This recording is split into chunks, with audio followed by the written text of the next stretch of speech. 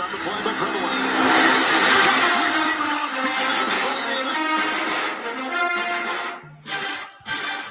If he has good technique, he will be really. If his technique becomes great, not just good, then he's a Hall of Famer. Fight through contact, fighting the offensive line, doing a double team, multiple moves stacked into one, just a play of pure domination. This is actual film, this is actual football talk. It's a football show, it's football, not storylines.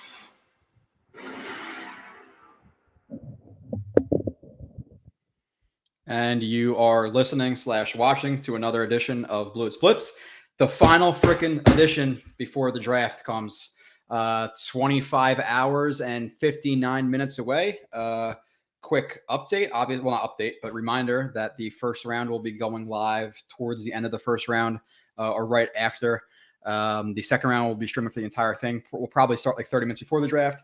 And then same thing for day 3, like probably 30 minutes before the draft. We'll be doing that. Marcus Coleman coming on at 7-ish until about 8. We're going to pick his brain a little bit about the Jets season, about Saleh, about free agency, about the draft. I want you guys to hammer him a little bit in terms of some of his opinions. Don't pull any punches because he knows what it is on this show. I know what he's going to bring as well, that he won't bullshit with me either. So don't bullshit with him and don't give him the celebrity treatment. Being that he is, NFL DB, 6 or 7 years with the Jets, multiple picks in the Monday Night Miracle game. So he deserves some respect, but not here. So what's up? I see Justin in here, Eagle Fang, West Coast, Verge, Mike, Curly, Norman, Todd, Harold, Snoopy, Debo. I have said it the last couple of shows that I am really, really hoping that one of these shows, like it was like at first it was like Cooks, and then it was somebody else, and then it was somebody else. If Debo gets announced on this live stream, I'm going to bug out. I'm not going to lie, because I really want it to get done. It's been something I've been harping on since January. I haven't changed off of it much in terms of not wanting a guy at 10. I don't care if it's Jameson Williams. I don't care if it's Burks, Wilson, London, whatever. I really want them to get that wide receiver for Zach Wilson. I have some stats in a little bit in terms of people kind of misconstruing what his career has been so far in terms of the fact that he was only effective this year, and it's because he was running the ball. And you actually look at the stats, and he had a lot more receiving yards than a lot of people think in terms of both medium and deep. I think I went over the medium and deep last show, but talk a little bit about that. We'll talk about some free agents that I would like to see them potentially sign. We're going to talk about 4 and 10, worst case, best case, trade ups, trade downs, Becton, Fant extension, Wilson. There's so much shit to talk about the day before the draft. I'm really, really excited for it to get over with at this point. Like, I don't know if it affects you guys like this, but especially working midnights, like it fucks me up. Like I can't sleep. Like it's all I think about. Like I wake up, take a piss after I get home, like go to bed at like 9 o'clock in the morning, sleep until like 11, wake up to piss. And I'm like, oh, well, what if the Jets do draft JJ at 4? And then it's like, oh shit, mine's going. So that's kind of what happened today.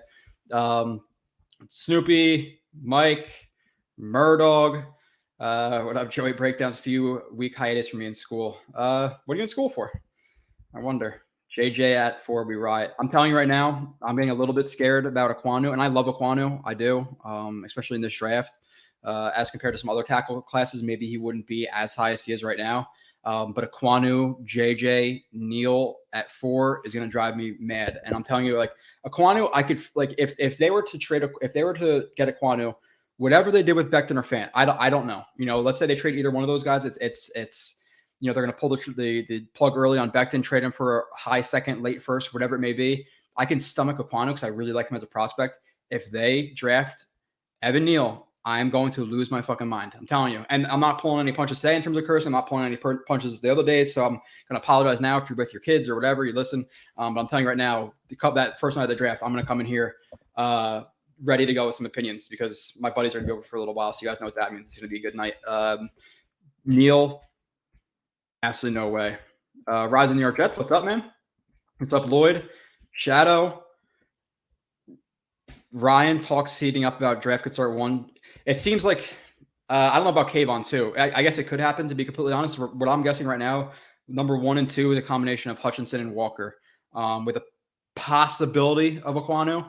But I do think it's going to be Walker. I think Walker's like a minus maybe it's like 1,000 to be the first pick right now, or minus 100, whatever it is. I have the numbers somewhere.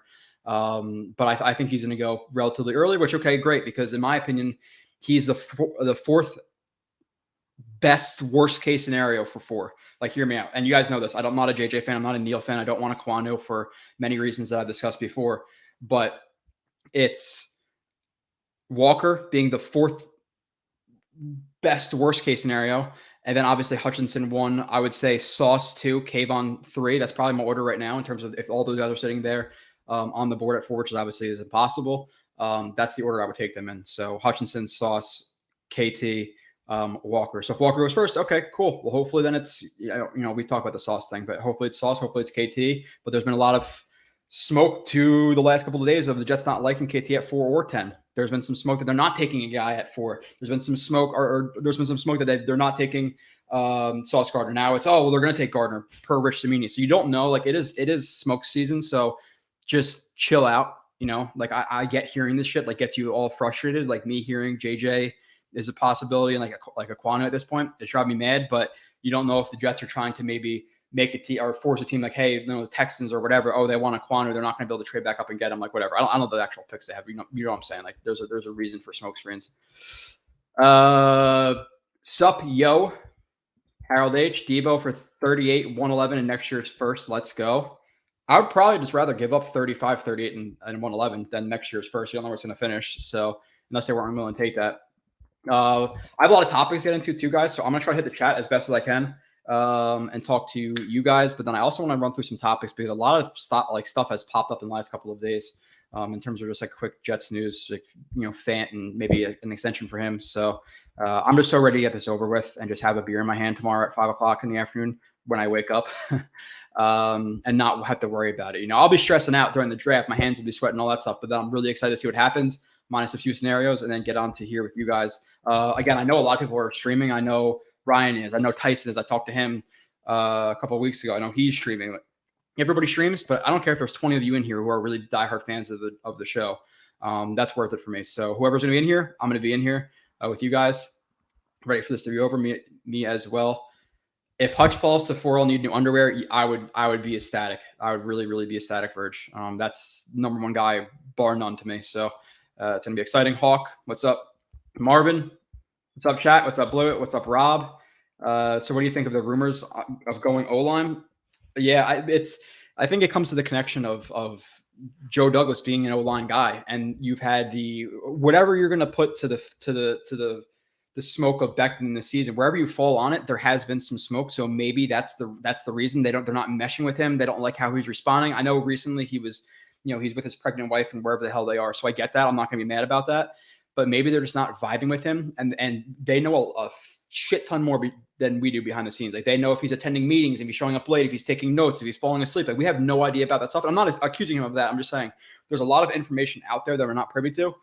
So maybe they see Aquano and they're like, okay, well, if Hutchinson, Walker and whoever else goes, maybe it's Sauce, and they're like, we will take Aquano and we'll get rid of Becton. I don't want it to happen. I think you're filling a need that's not you're replacing a filled spot with another question mark. Like it's not like Aquano some locks. You're getting rid of a question with Becton, whatever you feel about him, for another question where you could be addressing DN corner, DN or corner. That's really all you're going to take there, in my opinion. So now there's a rumor about Hutch falling to 4. Yeah, again, that would be absolutely ridiculous. So do you think Fant being in contract extension talks make it less likely that they take O-line in the first? Yeah, I think at first people thought, okay, it's going to be Fant moved if they were to draft another guy at the top. And initially, before free agency, before we signed Laken Tomlinson, it was okay. And I was fine with taking Aquano in the situation where, okay, you play him at guard. If Fant or Becton don't work out, you move him to tackle. If they both work out, best case scenario, let's think positively for a second, then you have Aquano at guard, who, in my opinion, I think he could be an all-pro guard. I'm not as comfortable with him as a tackle. Like he's, obviously you want to try him at tackle first, but I rate him as a better guard right now coming to the NFL. Some guys are vice versa. But obviously they signed Tomlinson. Now they're talking to Fant about an extension. So is Becton gone? I don't think it's going to happen. I doubt it, to be completely honest. But the background of Douglas being an offensive line type guy Maybe he does. But the thing is about it, like you look at people, and this is the thing, like, oh, just draft a backup option. You don't draft a backup option or a guy to come in for six offensive linemen in like a heavy set, 15%, 20% of a game, and that's really, really high for that personnel package. So you could draft a guy at 69, guys. You could sign a guy. Like, listen, the Jets have about $18 million, I think, right now. The draft class is going to cost about 12, and there's obviously always a way to move money. Cutting GVR, whatever else they got to do. And they can create room $3, $4, $5 million for a backup tackle. And there are some backup tackles out there. So, like, why are we drafting an insurance guy at 4 instead of drafting one at 69 and hoping our guys develop and you have a good swing tackle? Like, there's some guys out there, like, bring up a list. Like, again, I'm not going you guys are like, oh, that guy fucking sucks. I'm just saying guys with notable names. You have Dwayne Brown. You have Brian Beluga. You have Eric Fisher, Darrell Williams, Riley Reef, Marcus Cannon. You have Brandon Shell, who I know we have a shitty pass with, but he's a guy who has a swing tackle backup. He actually played pretty well with the Seahawks the last couple of years. He definitely took it up a level from when he was with the Jets. You have Jason Peters at 40 years old. You have Ode Abuchi, who people were talking about last year. I'm not sure how he did this past season, but like they can sign guys who you're comfortable with over McDermott. Like you don't need a number 4, top 5 overall pick in the NFL draft being the backup option. Like I just can't have that. It's just there's no way. So. Hawk, if Becton and Icky were in the same class, who gets picked first? So to me, and I was actually going to talk about that because that's crazy because I was actually just talking to Scott. You guys obviously know Scott Mason, just talking to him. And then I was going to bring this up too in this stream is like, if Icky was in that draft, where would he be? And this is obviously not looking to the future because everybody's like, oh, dude, Wirfs was 100% my favorite guy. It's okay, bro. I'm sure he was. I had Wills number 1. I had Wirfs at 2, but I think Aquanu could be fighting with Wirfs for 2 for me. So he's like 2B, and then it's Becton 3 and Andrew Thomas 4. And a good thing is a lot of the stuff I said about those guys was there were shows about it, so it's recorded. So fuck them kids, Joe Blow. Did I say that?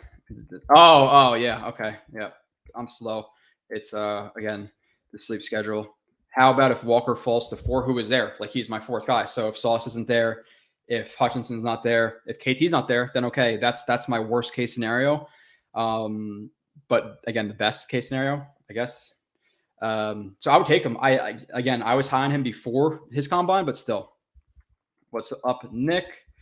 Everyone get your seats, get out your notebooks. I'm not sure I'm teaching a classroom. I'm tired, but I'm definitely ready to talk to you guys about these picks. What's up, Joey B? Listening on my drive to Vegas from Arizona from work. I did that, but Vegas to Arizona when the Jets played the Cardinals in 2016. That's when Fitz came out like the 3rd quarter, the 4th quarter. Geno came in. They sucked. We left the game early. They were down like 21-3, and I got a hot dog thrown at me. I wasn't even cheering anymore. I was like, it almost set me off. But that was, beautiful drive. It's a good time out there. I think I'm going to Seattle and Green Bay this year if it works well with my schedule. I just saved a couple of vacation days, so I want to go to 2 stadiums this year. Ryu Ken, cornerback or DN with our 4th pick. It's really like what side of the aisle are you on? Like I know a lot of you guys don't trust the beat reporters. Some of them I'm not going to give out names. Like I trust more than others. There was one, again, keep it confidential, who like messaged me about film and asked me about film stuff and all that. So I actually got a lot of respect for that guy. At least he wants to know what he's talking about. So that was pretty cool. But in general, like you have Samini on the side of no corner, and they have guys like Connor Hughes who are saying, I guarantee it's not Sauce. So I'm fine with Sauce. But again, how did the Jets feel about Thibodeau too? And however they perceive his problems, the problems that have been brought up. So I hope they consider Devin Lloyd at 10 and inside linebacker could play edge, play cover and play. I could only see this rise New York Jets if they were to trade like 35 and 38 for Debo. So you have your receiver field, you have D end at 4, and then let's say, obviously you're not going to get a receiver at 10. Who else is there? I could see that, but that's about the extent of it. If we get Neal at 4, I will cry. Then I'm assuming slap yourself to sleep. Yeah, it's going to be bad. I'm telling you guys right now, like you guys know, I don't pull punches with some of these draft picks. And if it's Neal, we're going to have a problem. The viewers are going to go down by 50%. You guys are going to hate me. It cannot be Neal. It can absolutely not be Neal.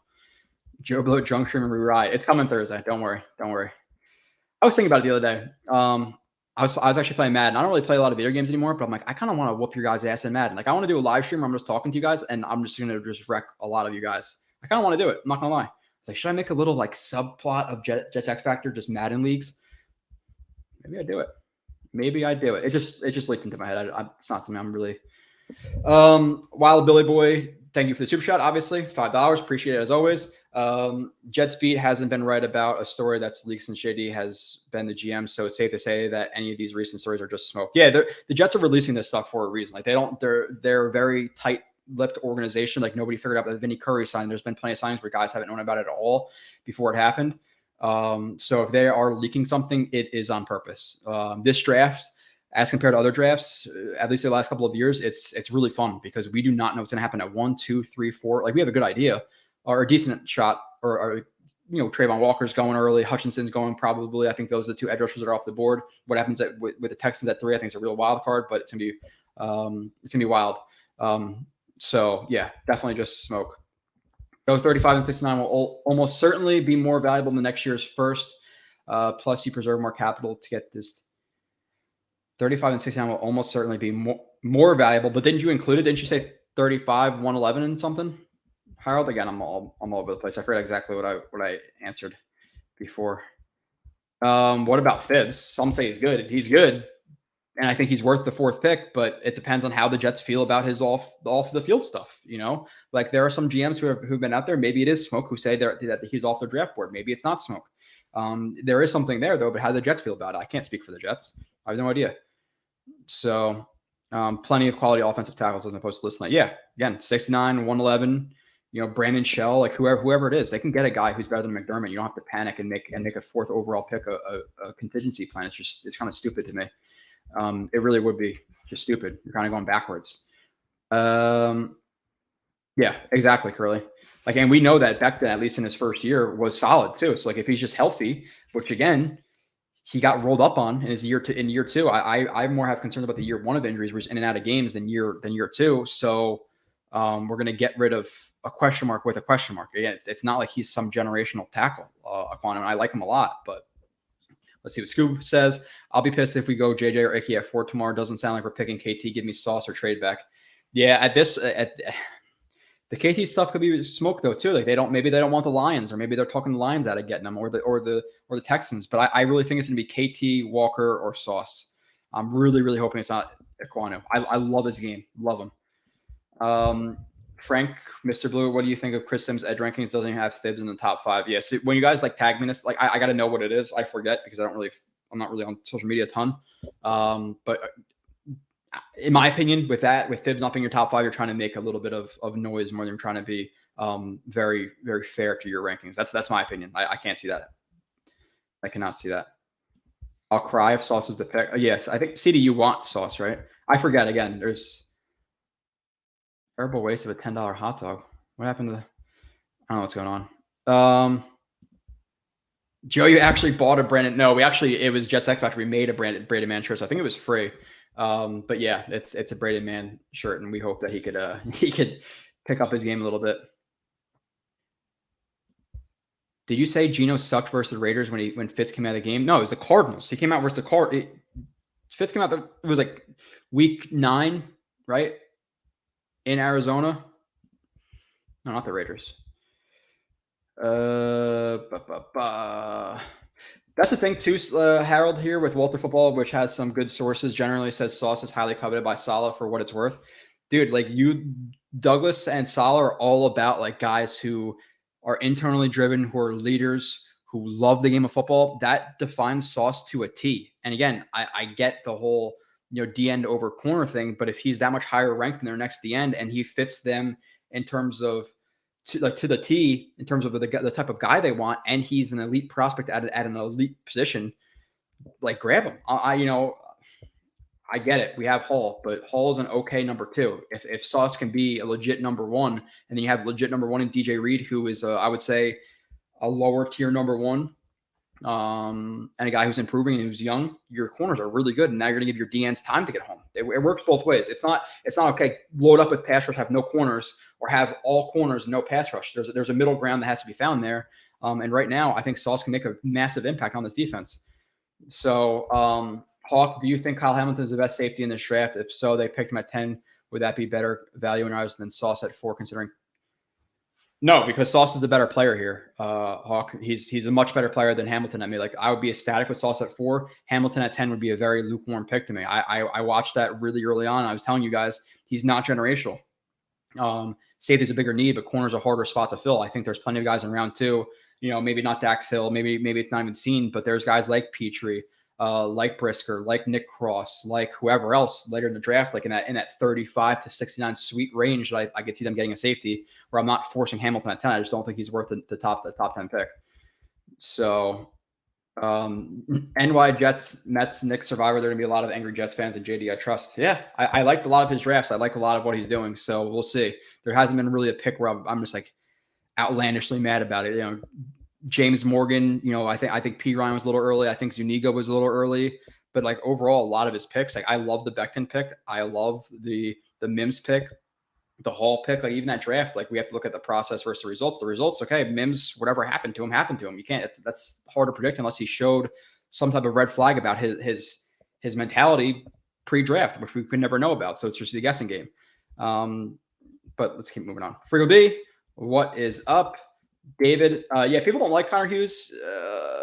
He's generally okay. I want to see a meltdown. Give me Neil. You are a piece of garbage. Want a meltdown. Why? For an hour of your enjoyment so the Jets can suck for the next couple of years? Yoshi, what's up, man? Let's see. Snoopy. A lot of teams took Moss off their boards because of character concerns, including the Lions, who took a player who was out of the league because of character concerns. Yeah. It's all how you quantify it. So, youth is wasted on the young. Is that to me, John Hassel? We live? Yeah, we are. Florida. I'm answering, guys, so I think that would be a good indicator.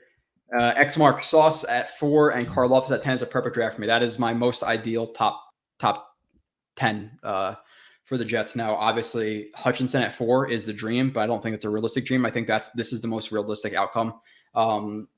For me, another dream would be, hey, Thibodeau at 4 and Deebo Samuel at 10. That would be good to me. So, Ruben, I'm going to hit on Jermaine Johnson a little bit. I want to pull up some stats. I see that. Why are you talking about basketball? Talking about basketball? Nets they got swept.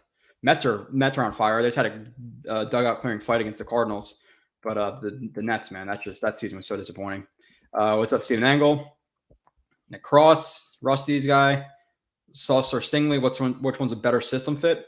I'm more comfortable with Stingley and press. I think Sauce is a little bit more well versed in off coverage. But the thing about Stingley is he's had injuries. He didn't play like he did in 2019 and 2020 and 2021. So Stingley, I could understand it at 10. If he's the pick at 3 with the Texans over Sauce, I cannot understand that. But they know a lot more than I do. Jay Perez, appreciate it. Joe, great job as always. Coaches always have preferences, and it at the end of their job is to build a winning team. That may or may not include the best player at most positions focused on team. Yeah. Agreed. Guys are saying, what's up? I'm trying to scroll down and get to you. Joe, you working night after draft? Are you talking about like midnight? No, I took off. I have off from the night's my last night. I'm off Thursday, Friday, Saturday. So I'll be streaming all of those days again. The first round will be a little bit later. Lester Phillip, Joe, what up, my guy? You called up on the film. You sold me on London. Bro, just watch. And you look at some of these, a lot of people love what's his name? The wide receiver guy, Matt Harmon, whatever. People live and die by his shit. And London came out as one of the best analytical receivers in this draft. So it's not like he's even bad by stats. What's up, Steven? I'm gonna get some more stories about you. I gotta hang out with George soon. Misery. And I'm going to tell you eventually that story. I just don't want to put that out there about, again, you were at a party, you were 16 or 16, 18, 19, whatever you were. George forced you to drink and you pulled a prank on 2 females. I'm never going to say it over the air, but if you could DM me or email me and I'll let you know because I do not want to put you out there. Misery, Dave, Joe, you're one of the most knowledgeable guys about technique, in my opinion. Please explain me this Jermaine Johnson stuff. I'm 10 years old. In what aspect, Misery? Because I'll do it fast because I'm almost so tired of talking about the same stuff over and over again. Jermaine Johnson has good explosion. He has decent bend. He has good open field movement. He has heavy hands. He's good in the run game. He plays with good leverage. But his technique that he won with in college is not as replicatable as you'd think it is. And I'm going to pull up some stats about him in terms of, let me just ask you guys this now, or let me just ask you guys this now. 622. In terms of edge rushers, and I want to see some answers in the chat. And I'm going to get back up to the chat. In terms of edge rushers, what's the most important thing an edge rusher has to do to make an impact? I want to know.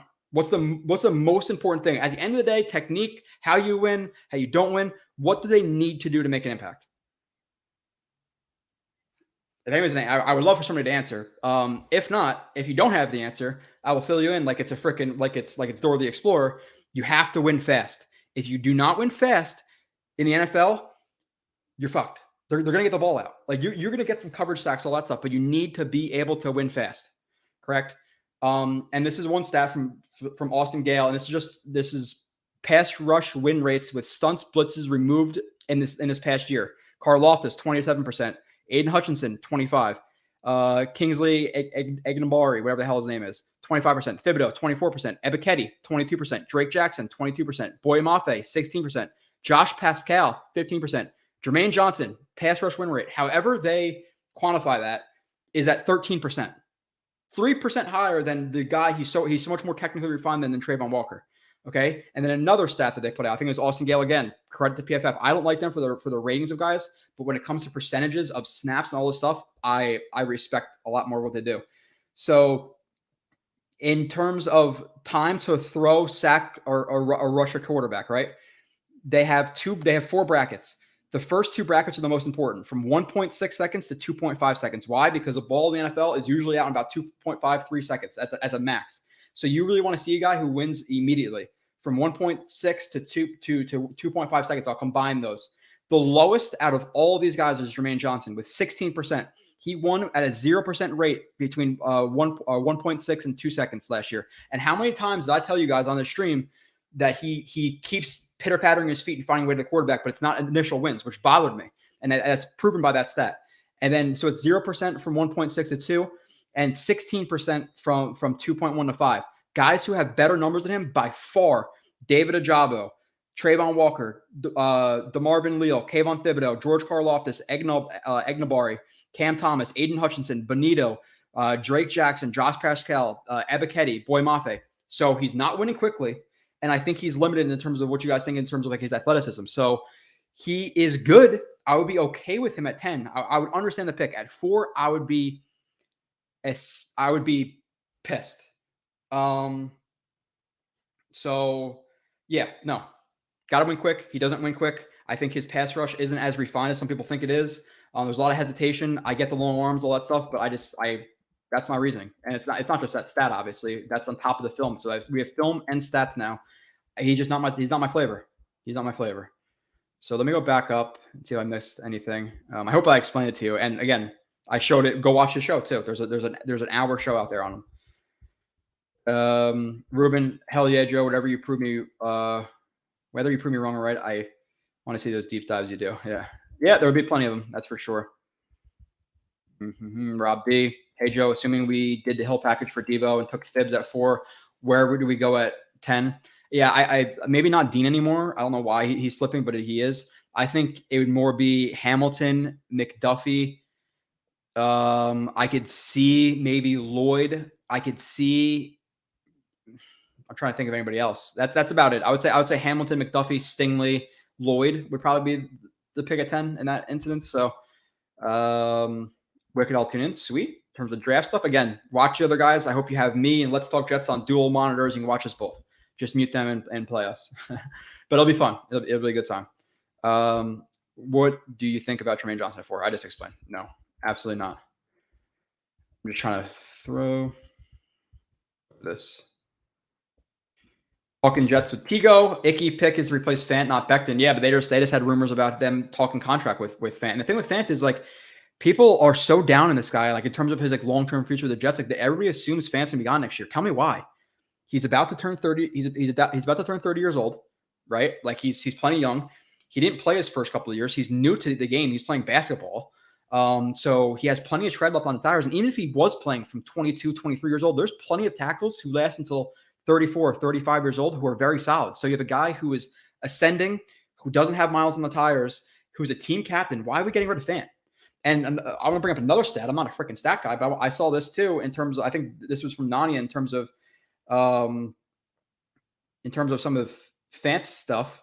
Lowest pressure rates allowed among left tackles in 2021. Ready? Pressure rates allowed among left tackles 2021, which is obviously a big stat. Tyron Smith, 2.39 seconds. He was number 1. Andrew Whitworth, another really good tackle, 2.68 seconds. George Fant, number 3 at left tackle in the NFL, 3.03 seconds. I get he didn't have as much, he didn't play as talented of a schedule of edge rushers, but like he was very good last year. So why are we replacing him? Pressure. Yeah. You guys all have pressure, hit the quarterback, all this stuff, disrupt. And how do you do all this? It's win quickly. You got to be able to win quickly. So whether that be by quick hands or power or leverage or, hand placement, it doesn't matter. At the end of the day, if you don't get there quick, you're not going to be effective. You're not going to be as effective. VR says we trade 10 for Debo. Does that diminish the capital of trading back into the first round? How would that diminish the value? Diminish the capital of trading? No. How does one affect the other? They want way more than 10. They can want more than 10. New York Jets, Florida, but are they going to get more than 10? Again, it's more than Tyreek Hill. So I don't think they get much more than 10. And Collins, Joe, do you think it hurts or helps a guy if he has played multiple positions when entering the NFL? I would say it helps. I would say it helps because depending on what position, like offensive line, if you're a backup guy, it helps to be playing a lot of positions. If you're a solidified starter, it doesn't really matter as much, I guess, until you get older. But in terms of like D linemen or linebackers playing 3-4, 4-3, different sides, field boundary, whatever, it's going to help because defenses are so multiple and they have to adjust to so many crazy offenses. You can't just do one thing and be locked into one thing, especially as you move back from the front four. Win fast, yeah. So, why do you think, this is from 04 Karma, why do you think the Jets reportedly like Johnson so much? Reportedly based on who? Who? Does any smoke ever matter? Simon from Facebook. Odd. Harrison Weaver. Really hoping that they don't pass up on Thibs or Sauce at 4. But who would it be at 4? Both are available. Then at 10, we either trade for Devar, take Wilson or London. Yeah, it's kind of, again, me, ideally, it's Sauce 4, Carl Loftus 10. Or even, D end at 4, and then maybe like a Lloyd, Hamilton, Stingley at 10, and then you trade back up into the first for a receiver. I don't think the value is there at 10, but I don't also, at the same token, I don't want to wait until 35. So I'll package, whatever, 35 and 69 to get up to the early 20s and take a guy. I'm cool with that. So Snoopy, me and you are on a same wavelength here. I'm telling you right now, that'll be bad. JJ, Evan Neal, I'll freak out. So you're saying that JJ doesn't win quick. Is it because of technique? Can't the Jets So the thing is, Shadow, like you could say this to anybody. Can't the coaches improve what holds the spot guy back? Yes, but it's not necessary. It's like you have to have a certain amount of faith in your coaches to develop guys, but it's not something you can just assume. Couldn't you just teach Stephen Hill how to catch a ball instead of alligator arming it? Can't you just teach this guy how to block? Can't you just teach this guy how to do this? Like it's easier said than done. You know what I'm saying? So yes, they could. Will they? Will he take to the coaching? I don't know. That's going to be hard. So, Brazeley, who are your top 4 players, top 10? So Hutchinson, Sauce, KT, and it's Walker at 4. Like those are my top 4 for the Jets at 4. And then past that, it's a bunch of guys scrambled in together. I can give you my big board. I did that like last week, but yeah, Dave, I heard this too in terms of George Pickens having some bad interviews. Same thing with like didn't Devontae Wyatt? Isn't he an older prospect that has like a bunch of domestic violence type stuff that might drop him too? We never know. Again, guys will drop. We'll hear something the day of the draft. The whole thing with what's the hell's his name? The tackle from Miami, Tunsil. The Bong thing came out. Wouldn't matter now, 6 years later, 5 years later, whatever it is, 7 years later, because everybody smokes weed. But like, you never know. Bean is underrated again. All good. Yeah, I'm not gonna lie. Like, if Dean were to fall to 35 and the Jets take Dean at 35, I will cream my pants. I'm telling you right now, not holding it back. I'm just going to let it ride because Dean is way too good to be at 35. I absolutely love that guy. So Karloff's at 4. That's a little early for me. Do you think Dean's play was improved? It's always going to be like you're never going to escape that when you have good guys around you. But he showed me plenty individually that I'm not down on him down on him as a prospect. So yeah, correct, Todd. Nick Karloftis would be a better pick at 4 than JJ. Stand on that. Stand on the hill. Die on the hill. You're going to have to. People won't agree with you because JJ got the Senior Bowl hype and is a good interviewer, but I don't care. I'd rather take Karloftis than JJ at 4 as well. So, is the stat guy. I don't know about that, Howard. I am not the stat guy. Michael Nania is the stat guy. I just pull it in sometimes. Joe B, who is our pass rusher? Word is the Jets don't like Thib and they're supposed to like Jermaine Johnson. Again, do the Jets not like Thibodeau because they don't want the Lions to like Thibodeau? Like, we are, 25 hours and 24 minutes away from the draft? Do not believe anything here right now. It doesn't matter. Just wait it out. Wait it out. John Hassel, yeah, got that right. A little bit too much for me. CD. London and Debo, that's too much. But let me keep going down. Okay, so you are looking at Karloff at 10. Oh, yeah. Simon, 100% I'm looking at Karloff at 10. People say he's going to fall. I don't get why. I don't get the hate for him. People talk about his athleticism, and you look at it like his spider graph and his athleticism numbers minus like bend. He's actually a pretty good athlete. He has longer arms than Hutchinson. Nobody brings up Hutchinson's arms, or they didn't before. So Karloff is not the most bendy, but he's explosive in a straight line. He's explosive off the line. He's good technique. He's 20 years old. Just new to football, a guy that's had to kick him out of the film room. So I'm a Karloftis guy for sure. But there's guys who fall through the cracks. You know, he didn't get a bunch of tweets about him from these bigger guys at the Senior Bowl because he wasn't there. So people build their opinions off of 3 or 4 tweets. Let's be honest, they do.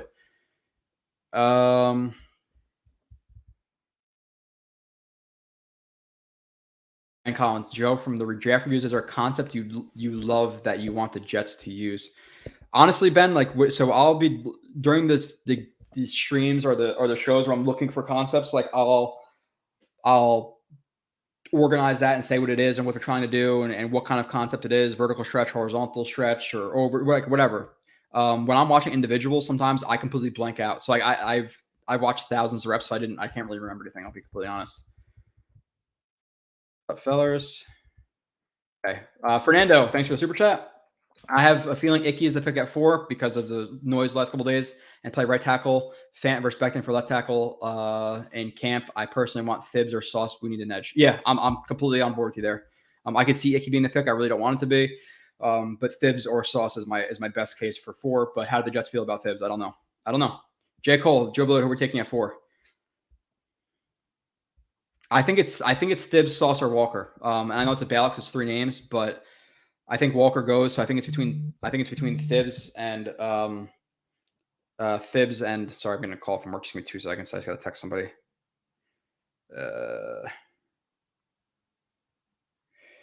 Sorry, I got to answer work sometimes.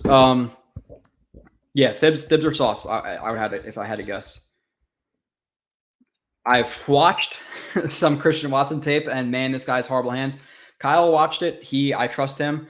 And he's saying he is a lot more raw than people think he is. So I'm not a Christian Watson guy at 35 or 38. I don't think I am.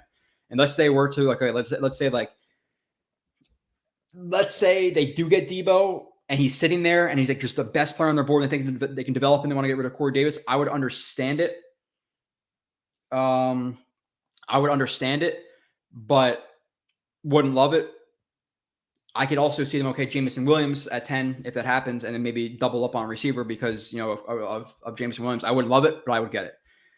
So, Musa, what are your thoughts on Debo? Do you think he'll be a Jet either tonight or tomorrow? I think it's like 50% shot he's going to be a Jet. Like he's either a Jet or he's not traded. And I think it's 50-50. I think it's going to happen tomorrow morning. I would love for it to happen live. I would love for that to happen. I would be ecstatic. So let me see here. Mark is coming on in 20 minutes. We're gonna kind of pick his brain about the Jets. Again, do not hold back on him. Nick, bro, if Carl, that would just be terrible of the NFL if that guy falls. If he's falling into, if for some reason you grab, okay, let's say Sauce in London, he's falling anywhere past like 18, 19, trade up and get him. Get him. Nolan D, don't tell Joe that the rumors have him taking JJ at 4 and London at 10. I would understand London at 10, JJ at 4. I'm going to freak out. So Joe, you like the tape on Karlaftis, yeah, for sure. Ben Collins, Joe, real question. Are you watching the draft or draft on ESPN or NFL Network? NFL Network. I've lost a lot of respect for ESPN since I've been a kid for multiple reasons, but I don't give ESPN my money unless it's like a sports game I need to watch on their channel. I'm not a big ESPN guy, but I'll be watching NFL Network. I'm basically going to blast my TV behind the screen and then talk to you guys. I'm not going to pull up on the screen. I don't want it to be delayed, anything like that. So if people are delayed, I'll apologize, but you'll figure it out through the stream. Okay. I'll pause it for an extra second so we could be on the same wavelength. You know, like, okay, he's 5 seconds ahead. Guess what? Pause, count 5 seconds, boom, we're on. You know, so I'll be doing that. Let's see. Jordan Davis would be a better pick than Karlaftis at any point. I do not agree, but you are entitled to your opinion. I get it because he's a freak, but we have a much bigger need at DN than at D tackle. And Jordan Davis didn't play a ton of reps when he was at Georgia. People are questioning whether he's going to be a 3-down player. His impact in terms of a pass rusher, they think he's going to be like a run stuffer who can pass rush, but not necessarily a pass rusher. If that's your top 10 pick, I'm not really down for it. So I see what you're saying because of his physical nature. But even when you watch him, Wyatt was making a bigger impact than Davis. So yeah, he has athleticism, but who's a better football player? And Davis was last year. So now we're talking about this guy over Karlaftis. I couldn't do it, but no. Nick, yes. Dotatian. I really don't want Walker. I don't either. But worst case scenario in the world for me is Hutchinson, Thibodeau, and Sauce, and then you're kind of forcing him. So let's go. Nathan, Karlaftis over JJ wasn't even a question before Senior Bowl. Yes. Thoughts on Breece Hall at 35 or 38? No. Just have too many needs for running back that high. That's just my opinion. Moving on. Jordan Victor, you're on the board too. Obviously, a lot of you guys are. I'm gonna maybe hopefully it's not just me changing your opinions, but I know I have some people who have turned on the Karlaftis versus JJ thing. But good for you. We're one of the smart ones. The smart people in here. That's fine. And again, for me, I see I see plenty of these people out here who have like blue check marks. 70,000 followers who. You see them say something that's just undeniably false, and you can tell that they don't watch a player as much as they say they do, but they'll watch 10 minutes, and because they have the hoopla behind their name, they're going to be respected, and people are going to kind of carry their opinion onto being their own, which I think is bullshit, to be completely honest. So, moving on. Yoshi, I think you should mute your audio tomorrow so that YouTube doesn't give you a copyright strike. Yeah, I don't think it's going to play cleanly enough for you to be able to hear everything, so... Let's see. About time somebody mentions linebacker. Yeah, we need a linebacker. What time are we? Okay, so we're almost to where Marcus is coming on. Oh shit! Come on, damn. Oh god, I thought I was like done with the comments, and then like 10 of them just popped up immediately. Kev Trotta, do you agree with over 6 wide receivers get drafted in round 1 because of start of 30? Yeah, Kev. In terms of like these Jag receivers getting $18 million a year, $20 million a year. You're going to see receivers drafted highly because you want to save that money on signing free agents because of how jacked up the price is with guys who be on a low contract for a controllable 5 years. So you're going to have London, you're going to have Jameson Williams, you're going to have Olave, you're going to have Wilson, you're going to have probably, I would say Dotson. I think he's going to be a later first round guy. And then whether it be Watson, Pickens, yeah, I would say 6 is like probably a good over/under number. It's right there. Harrison Weaver, I haven't dove into the guys second, third round, like a lot. So I'm not gonna lie to you. Burge Tibbs, chances in percentage that Karlaftis ends up being a better player for a longer time than Walker. This is so hard to answer because where does Walker go? Like, does Walker go to a good coach? Does Karlaftis go to a good coach? Do they not get used correctly? Like, that's such a massive piece of this puzzle that I don't have the answer to. But I would say just like generally, general opinions about the guys, I would probably say it's like 60% Walker, 40% Karlaftis, because Walker, again, he wasn't used as a prototypical D-end, just straight rusher at Georgia. He was asked to read the run, play tight, where he didn't really take advantage of his athleticism. So I think if you unleash him and you teach him some moves, even if he's not the most technically sound guy, like if he needs to be all right, he's going to be good because of how freaky he is. So I like Walker more than others. And again, that's before the combine, so don't get me on me for that. So, okay, Jets playing draft, dude. Georgia's defense, like if you were to tell me, like legitimately, like if well, obviously not Jordan Davis, but like if it was like any combination of second round picks or even like Dean, Quay Walker, Lewis Cine, Pickens, like there are so many guys who are really, really good for their team. There's a linebacker who I'm forgetting about, obviously not Dean, the other one. So getting a Twitter blue check mark is as impressive as me getting a Costco membership. For real. What pick would make you spit up your beer? I don't know if I would spit up my beer. Would I just be ripping shot after shot after? Spit up. That's obviously not a good thing. So Neil, JJ. I would understand Aquanu. I would get it. I wouldn't be happy. But Neil and JJ, I would be furious. So Joe, would you be satisfied if Karlaftis becomes a Ryan? Dude, Ryan Kerrigan is one of the most underappreciated edge rushers in the last 2 decades. He's a monster. So absolutely, yes, I would sign the dotted line for that right now. I would take him at 4 if that was the case. If you could say he's going to be Ryan Kerrigan. Evan Neal will give Joe a heart attack. You have no idea. So I'm going to pull up, there's some other things I want to hit on a little bit before Marcus comes on, and then talk to you guys. I don't know if I'm going to do call-ins. Oh, by the way, too, for the reviews, 1, Jorby31 Twitter, 2, first round, late first round, end of first round, I'll be on. Second day 2, 3, I'll be streaming. Go check out the reviews too, people. I know you guys might wait until after we draft, but I put up Hamilton, Thibodeau, Aquanu, Neal, Karlaftis, Sauce, Jermaine Johnson, Linderbaum, Burks, London, Wilson, Stingley, McDuffie, Dean, Lloyd, Walker, Hutch, and Green. They're all like our reviews. So there's some things in there you'll see. They're like, holy shit, I thought he did this, and he did. Let's see. Big Green, what's your worst case scenario? My worst case scenario would be like literally like the absolute worst case would probably be them for whatever reason. I don't think it's really that realistic, but Hutchinson falls to 4 and they trade down or they pick like Evan Neal because they don't want him. that would be the absolute worst case scenario. Would be to skip Hutchinson and then draft one of Neal, Johnson, Hamilton at 4. Like any one of those guys, Neal probably the worst, Johnson probably the second worst, Hamilton the third worst, but that would be absolutely dreadful. So let's see. What about Evan Neal too? The Giants. Like I was kind of not looking into this, but like I just remembered the Giants drafted Andrew Thomas, who in 2019 was my 4th rated tackle of that group. I didn't like him at all. I thought he had a lot of work to go in pass protection, kind of the opposite of Evan Neal.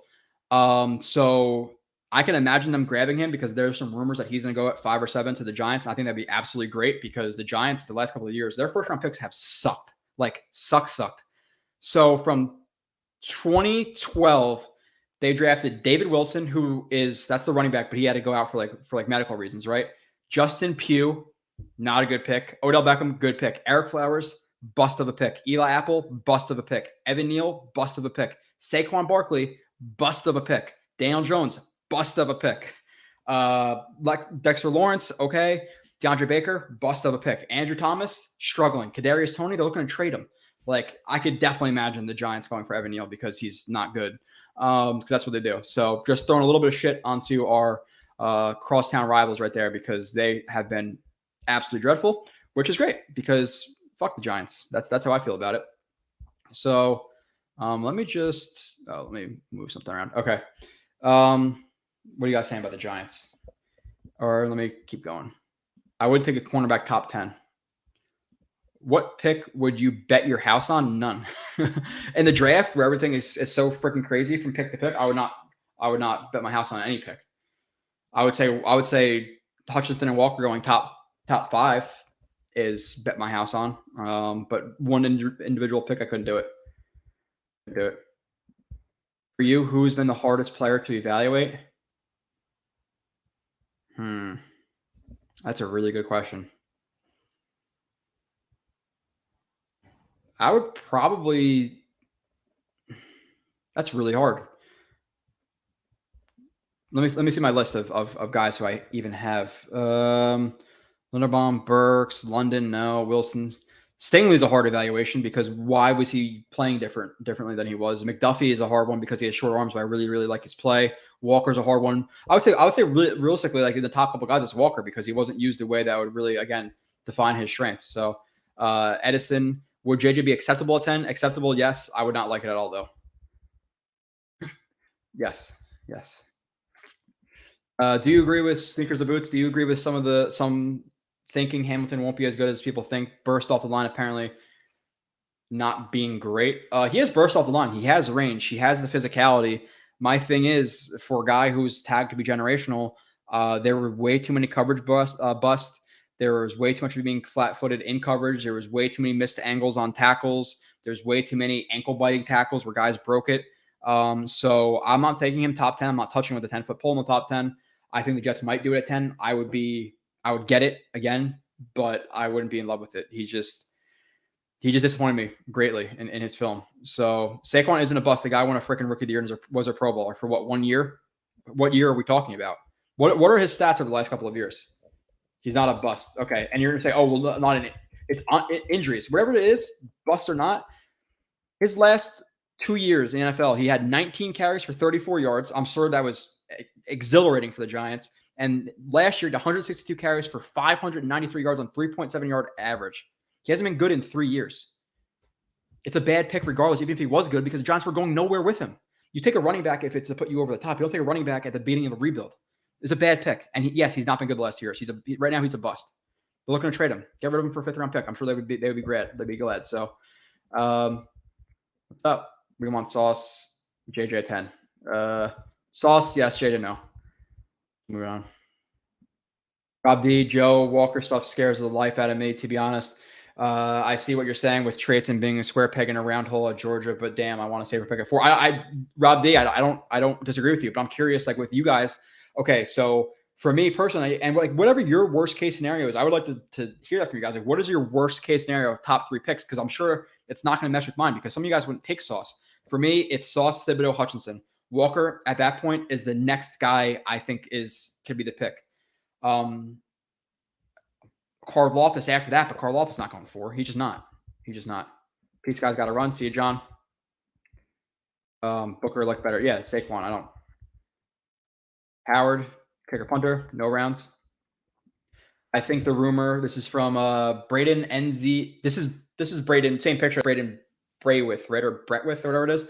I think the rumor that Becton has played his last game with the Jets is being leaked by the Jets to encourage them a team to trade up to 4 for O-tackle. Maybe the Giants do. Yeah, it's again, you want to scare teams. You want to, or even the Texans take him at 3, or yes, the Giants or the Panthers or whoever. Like you want to say you like or don't like plenty of people so that you can manipulate the board how you want.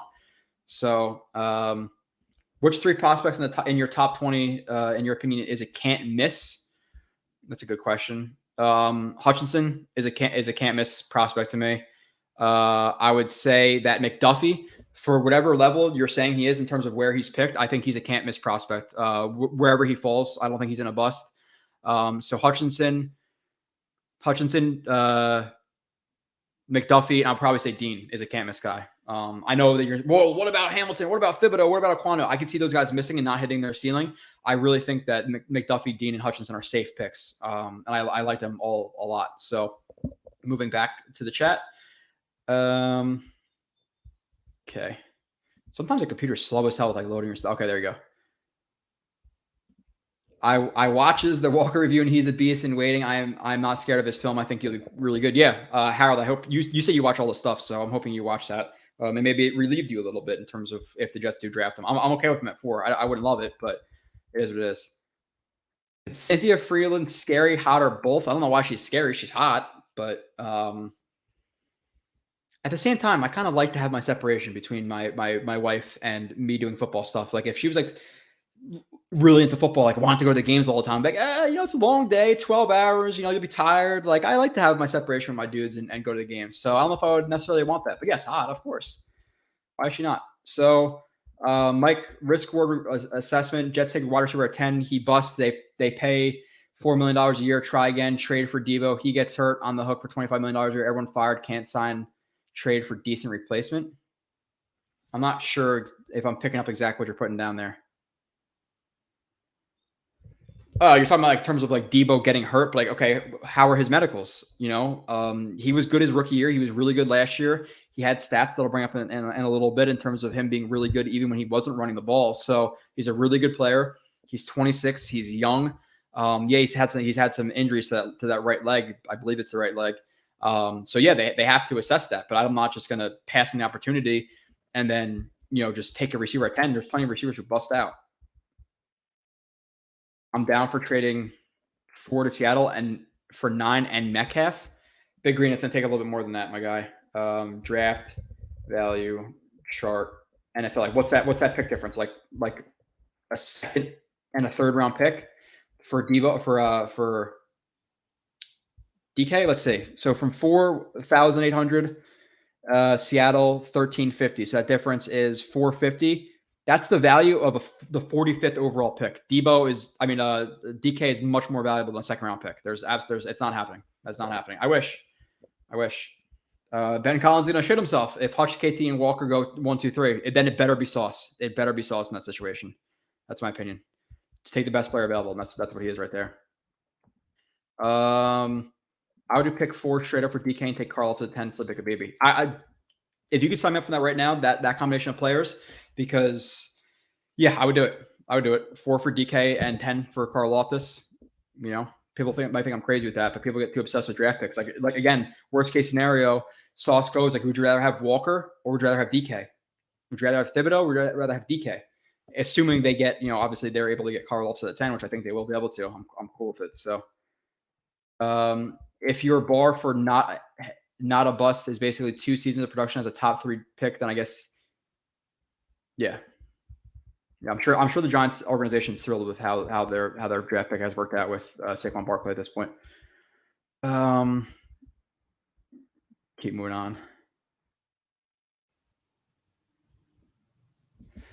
Simon would like to see, we got Coleman, who should be on here in like 3 minutes, by the way. I would like to see the Jets draft London. I think he would add a new element to this offense. Yeah, for sure. He's a good route runner. He's a good yak guy. Good with contested balls. You know, 6'4". I know he was like, what is it, 6'3" and 7/8 inches or whatever, but 6'4", good wingspan, good ability to catch the ball outside of his frame, good yak, good blocker. Like, Joe, can you unblock Shadow Maniac? I didn't block Shadow Maniac. Why is Shadow Maniac blocked? O'Callahan, that's from draft day, right? With is that Kevin Costner? Is that his name? Or am I wrong? I suck with actors' names sometimes. Is that Kevin Costner? What's up, Joe? What's up, Socrates? Beloved Peace. Some of these rumors have been crazy. JJ at 4 is nuts, especially if KT is still on the board tomorrow night. Is going to be chaos. Yeah, I agree. If they skip on KT for Jermaine Johnson, it can happen. Let's just stop speaking about it. Giants picking Saquon. To be completely honest, though, like Giants picking Saquon is us picking Jamal. Jamal is a much more effective player in these last 4 years in the NFL than Saquon is, or however many. What Jamal's been in the league for 4, and Saquon's been in for 5, or is it vice versa? No, vice versa, right? Because Saquon came out with Darnold, so it was 2018 or whatever it was. I fucking up the numbers right now, but Jamal has been much more impactful. And that's the thing. Like I was going to bring up with Hamilton, and people might not want to hear it because people might love Hamilton and people hate Jamal. Everything in a vacuum. Jamal Adams LSU tape versus Kyle Hamilton Notre Dame tape. I'm taking Jamal Adams over him. I'm probably even taking, and again, just being completely transparent, obviously not knowing the injuries that were going to occur in his throughout his career. Malik Hooker is a better player than Kyle Hamilton too as a prospect. Call me crazy. Malik Hooker is a really good prospect. He's got injured, but you can't help that. Say rise of the New York Jets. Our last number 4 overall pick worked out great in 2006 with DeBrickashaw Ferguson, spelled a little bit differently. We also traded 13th and 22 to move up to 4 in 2003, get DT Robert. Yeah. You never know. The draft could be absolutely wild. We don't really know. Like we try to take our best educated guesses on what's going to happen, but every year it's like, oh, there's going to be so many trades. There's no trades. There's going to be no trades. There's trades. It's like, this guy's going to go here. He goes to the 5th round. This guy's he can't fall past 40. He falls to 105. Like there's going to be things we are so blown away by because again, the fault of our own in terms of just hitting these mock draft simulators, just hitting them. Everybody builds our opinions on where guys are supposed to fall. And that's why people love Kenny Yeboah, because he was that guy in the 4th or 5th round in every single draft that you did in your mock drafts, where he was there, and you just name association Kenny Yeboah, 4th round pick. That means the value is equal there. He fell to UDFA. He's supposed to be a 4th round guy. Now he's great. Guess what? He wasn't good at Ole Miss. He wasn't. It just is what it is. There's a reason he was a UDFA. So, let's see. Evil Skittles just got here tomorrow night. Couldn't come by fast enough. I'm over this, dude. I've been over for a month. As soon as I hit record and end on my last review, which was Hutchinson, I was ready for this to come. I think I finished Hutchinson like a month and a half ago. So, go New York, go New York, go. So he doesn't get mad at me. Hey Joe, with at least 30 names predicted to go in the top 10, it feels like a lot of equally good players in the first and second rounds. Do you think trading back makes more sense? Yeah, it depends on what happens at 4. Like, I don't think trading back at 10 makes sense if, say, it is Sauce at 4 because you really want to get that D end. I can't walk out of the first top 10, top 15 with the defensive end. So if it's D end at 4, yes, trading back at 10 makes a lot of sense, especially if it's for a receiver that you're looking to go for, because I think they're kind of in that same bunch where you can get a similar player at 10 that you can at 18, 19, 20, 21. So definitely, I would love to add, and that's why I brought up the conversation last week in terms of, would you rather have 35, 38, and 69, or would you rather have 10? And to me, that conversation all stems around what happens at 4. If the Jets were guaranteed to take an edge at 4, I would rather have 35, 38, and 69. If the Jets were to take a Sauce at 4, then I want that D end at 10. You see what I'm saying? So it's a guessing game. Socrates, you buying somehow Hutch falling to 4, or somehow falling to 4, praying it's true. I'm not buying it. He's too good of a player. I'll be ripping shots on here live with you guys. I'll bring you guys all in a room. I'll let everybody into the studio. There'll be 30 of us on the screen at one time. We're all ripping a shot. I'm putting you guys all out. And then again, 10 minutes later, I'm bringing you guys all in. We're ripping a shot. I'm putting you guys all out. So we're partying if that happens. We are partying. Okay. Just got a text from Marcus. He's going to hop on in a second. So get ready for some questions with him. I'm going to hit some stuff just generally with him.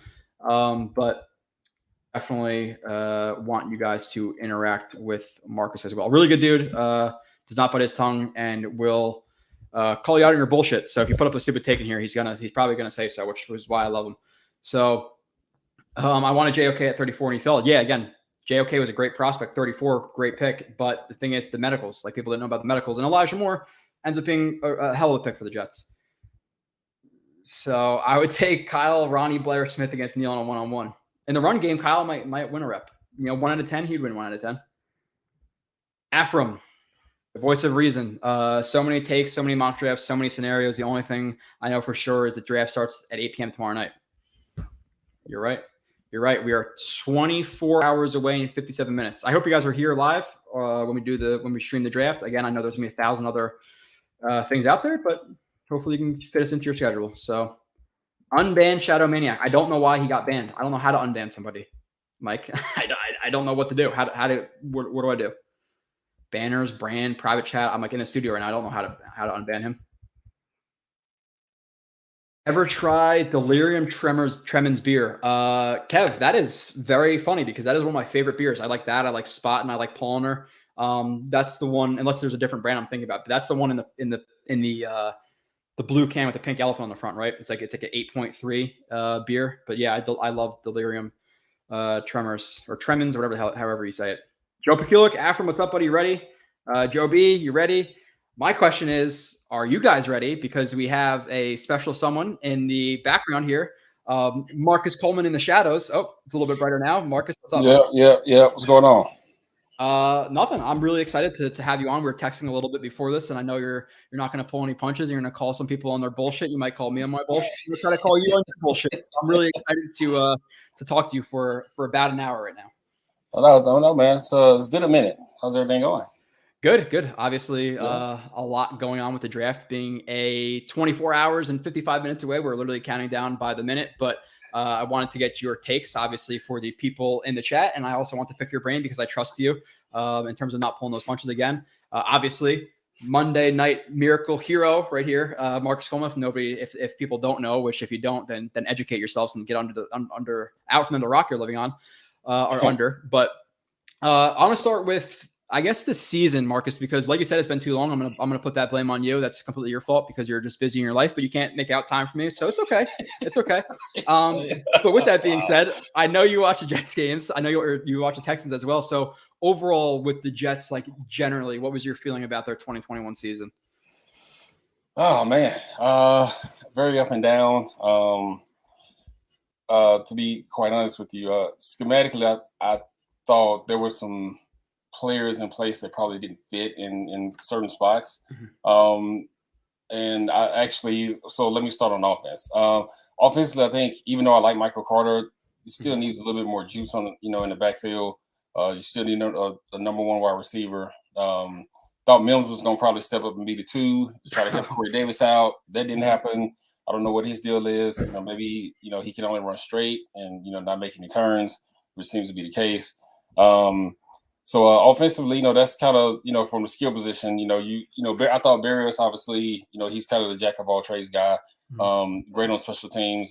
He's probably going to be a 3 or a 4. But I thought he served his role well. And defensively, it's kind of like a mishmash, particularly because it's a new scheme. So they're trying to understand how to play it.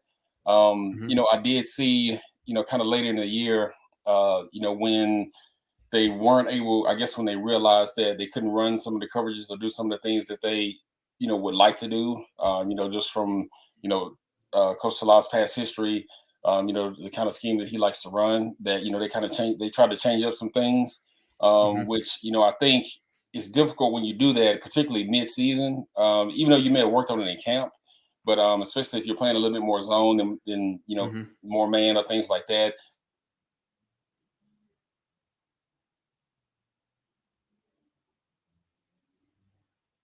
What I saw on the back end, linebackers are, I thought they did fairly well. I think definitely need some help up front.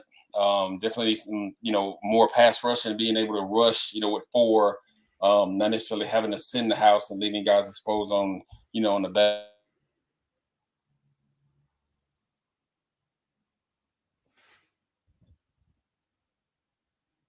On the next year, that may help you out a little bit.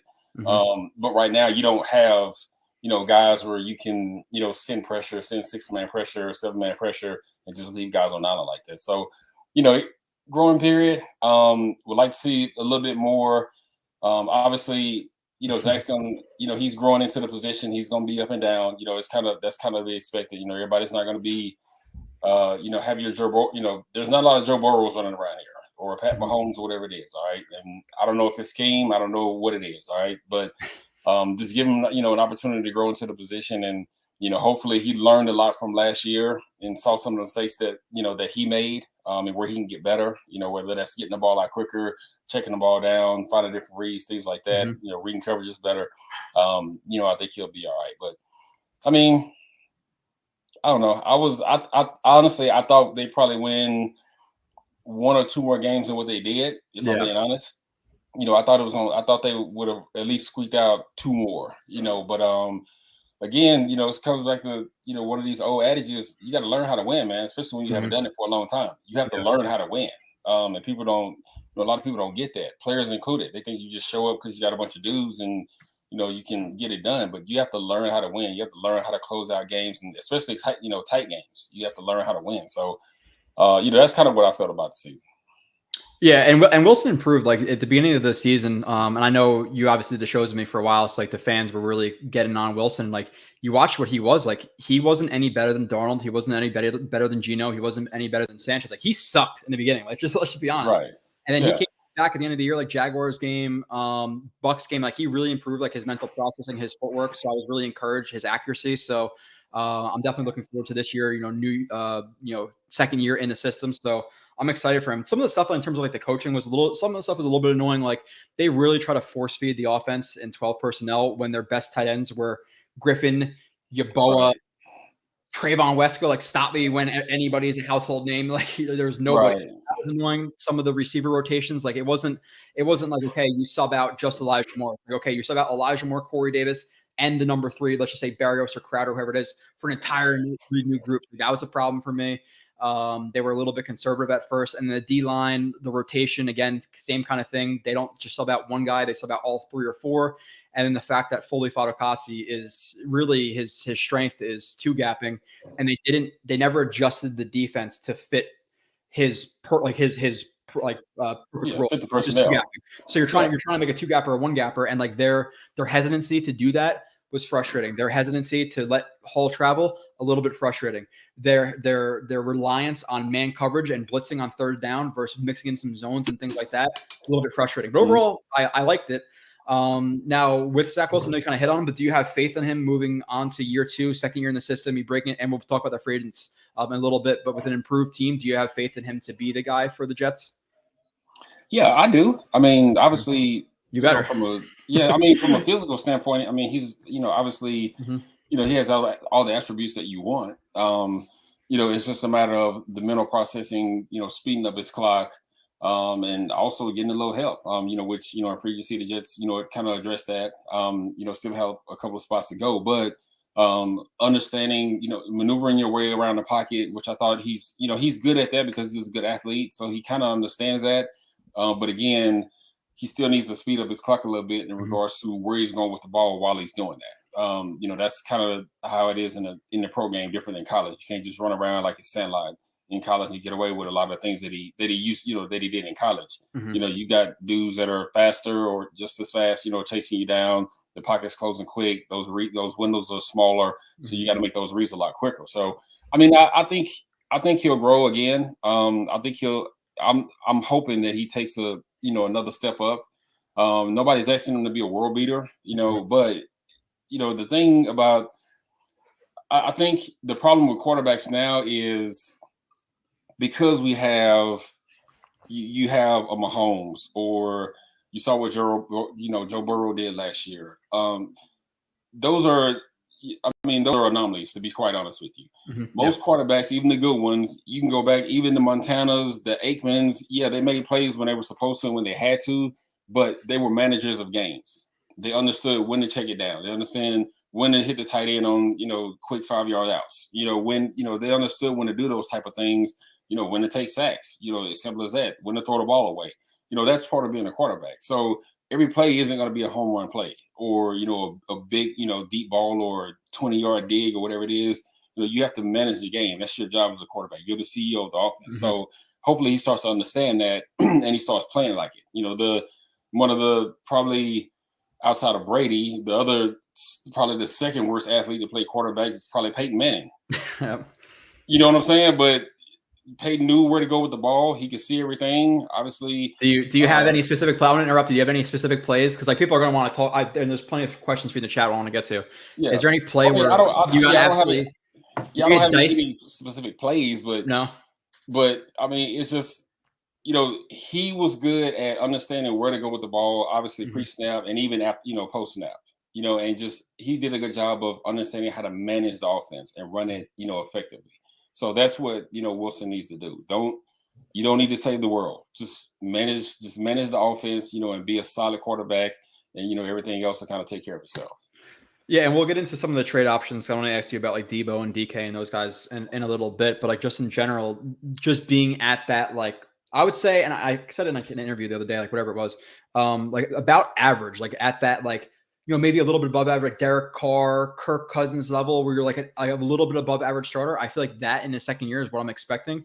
Improved offensive line, second year in the system, and we'll kind of transition that into the offensive additions they made in free agency. But you had an offensive line, which at the end of the year when they were gelling was actually pretty solid. You bring in Laken Tomlinson, a Pro Bowl guard. You bring in Conklin and Uzama, 2 tight ends who, dude, like you've been watching the Jets.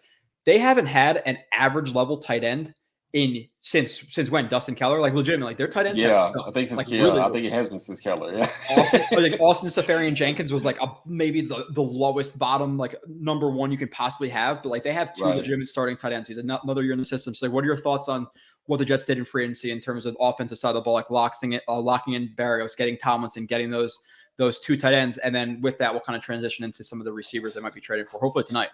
Yeah. Well, no, obviously, I like the Barrios signing. I mean, I mean, honestly, you'd be crazy to let that guy go, even though he may not be your start on, as a, in the wide receiver group or one of your main guys.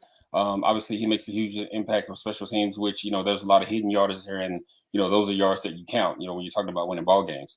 Obviously, I like Tomlinson. It's just a matter of if they're going to put him at right guard or left guard. I've read conflicting stories that he's left guard. Oh, you froze. Again, that they may move him back to right guard. I don't know. There's a bunch of people saying different things, so it depends on where he ends up. But either way, wherever he ends up, obviously he's durable. He's very intelligent. He's athletic enough to play the guard position. I think he can. He can. Obviously, San Francisco, they're more of a gap scheme, but I think he can run zone schemes as well. I think he's athletic enough to pull, and do all those kind of things. So I think that's actually a really good signing, just because you need somebody in there that understands how to work, in the interior offensive line. So I think that's a solid play. My only problem with Azuma is because of what Cincinnati did last year, and this is me being Marcus Coleman, the GM. Like, did you show up because this was your free agent year, or is this who you're going to be moving forward? Because before the 49 catches or whatever it was last year, 20, I think it was kind of the rank high to mid 20s or whatever it is. He didn't really do a whole lot. So I'm worried about that. So did you step your game up because it was a payday? And yes, I know Cincinnati had a crazy year last year. So was that an anomaly? And are you going to go back to who you used to be? So that's, I guess the risk behind making that signing.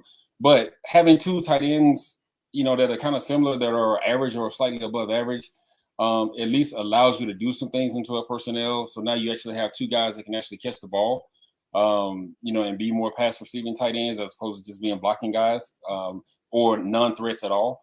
I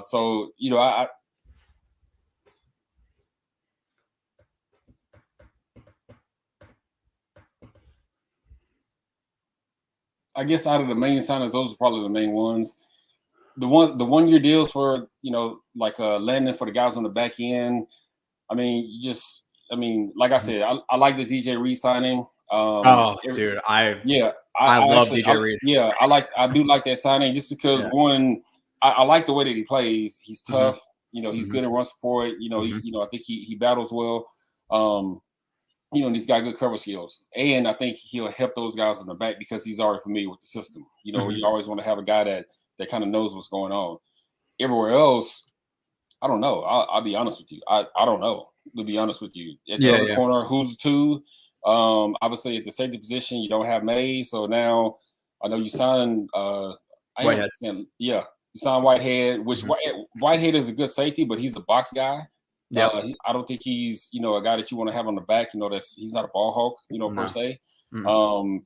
So they've got two holes to fill there. I don't know if you feel those are rookies. I don't know who's left in the free agent market that maybe they can slide in and kind of try to get. But there's some holes there. I think they're fine at the linebacker spot.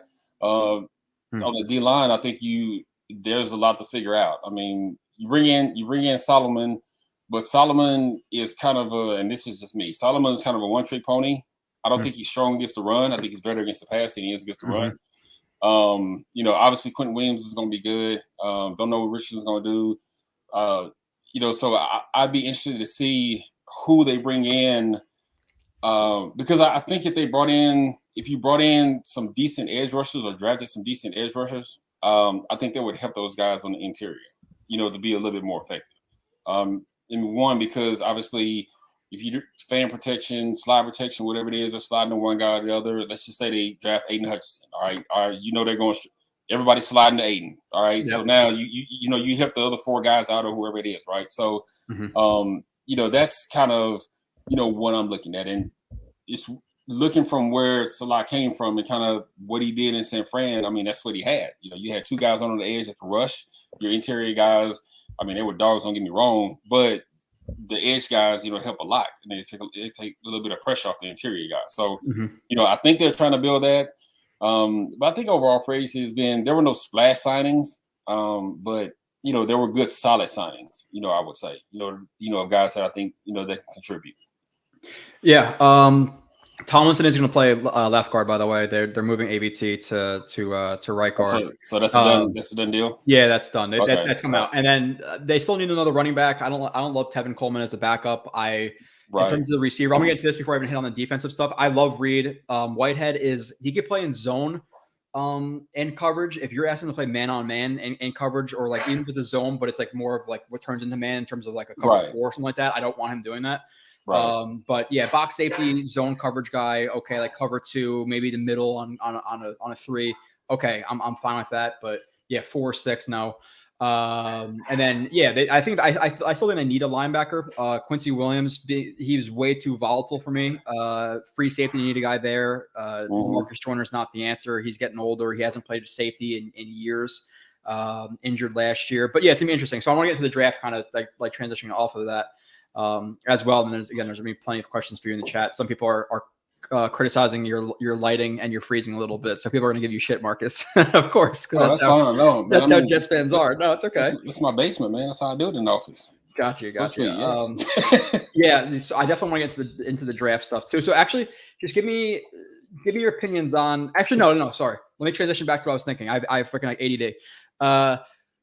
The receiver talk. What are you willing to trade for one of these guys? Like for Zach in year 2, do you think it's really important they grab another guy, whether it be DK, Debo, AJ, Terry, like who is your favorite among that group? And do you think it's something that the Jets should look to do? Yeah, they definitely should explore it. I mean, they already looked at Tyreek Hill, which they obviously should have done. But personally, I like AJ over DK. Just because I think AJ is a more complete route runner, and he gives you all the above. So he blocks. He's really good at intermediate routes. He's definitely gonna run a lot of, he's good at crossing routes, things like that. He can also, give you the home run ball if you need that as well. I think DK is still trying to figure out how to be a better intermediate route runner. At this point, straight, anything vertical, he got you. I mean, but that also makes it easier to cover. When obviously. So I personally would go after AJ Brown. That's just me, just because of what he brings. And also, look, you've already got one former Tennessee guy there. He and Corey work, they played well together when they were both in Tennessee. So obviously they know how to, work off each other, in regards to route concepts, the spacing, things like that, if they're on the same side, things like that. So now you've got 2 guys that are proven players in this league that are both, really good at what they do and have really good skill sets that can give you the ins and outs, for the younger guys or the guys below them that are coming in. So now who knows if you get, and I know Corey was trying to figure out everything his first year, and I'm sure he was helping out Berrios, but now you got 2 guys that can probably help a Berrios out, be the 3.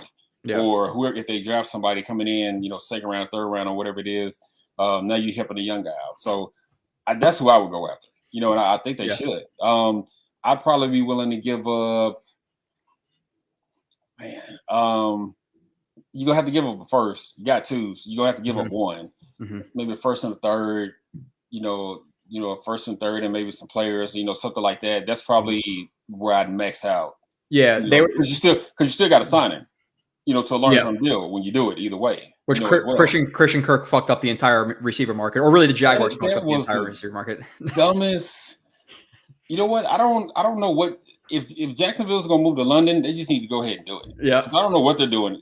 Nobody has any idea what they're doing. Not even worse, which is worse than even Kirk at like $18 million a year. How the hell did they sign Zay Jones for like $10 million a year? Like, what has Zay Jones done in his NFL career? I don't get it. But nonetheless, with that all being said, it is crazy. But like Debo is the rumor, like the hot thing right now. Like people are thinking it's going to happen, hopefully by today or tomorrow. And I'm kind of on that same line with you. So the Jets, when they were looking into Tyreek Hill, they're going to give up 35, 38, 69, and then they're going to get back like pick 90 or whatever it was. And it was about the value of pick 13 in the draft.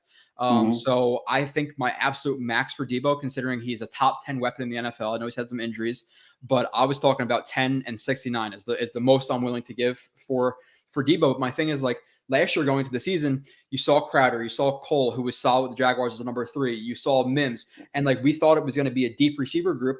And then what happened? Later in the year, you had guys like Tyreek Black and Jeff Smith taking reps. So like you never know what's going to happen. So to not surround Zach Wilson in year 2 as much as you can with one of these receivers, not getting Robert Woods, not getting Cooper, not getting Cooks, not getting Tyreek Hill, not getting Debo. Like it's not an excuse to me. Like it's something that needed to do from day one. Surround him with that guy. So I think 10 and 69 is the most I'm willing to go for Debo. Are you kind of on the same boat with Debo as you are with AJ? I am, because I think Debo can do all the above, and I think he wants. Obviously, he's made it public. He wants to be a wide receiver. He's kind of tired of being a. You have the running back position. For a reason. Go draft you some running backs. So I've got. Plus for him, it's more about the monetary value as well. So, and the way that this works, because they're going to give him. Most of his chunk would be because he's a wide out, but he's going to get shorted because he does these other wide receiver things. And obviously that, there's risk.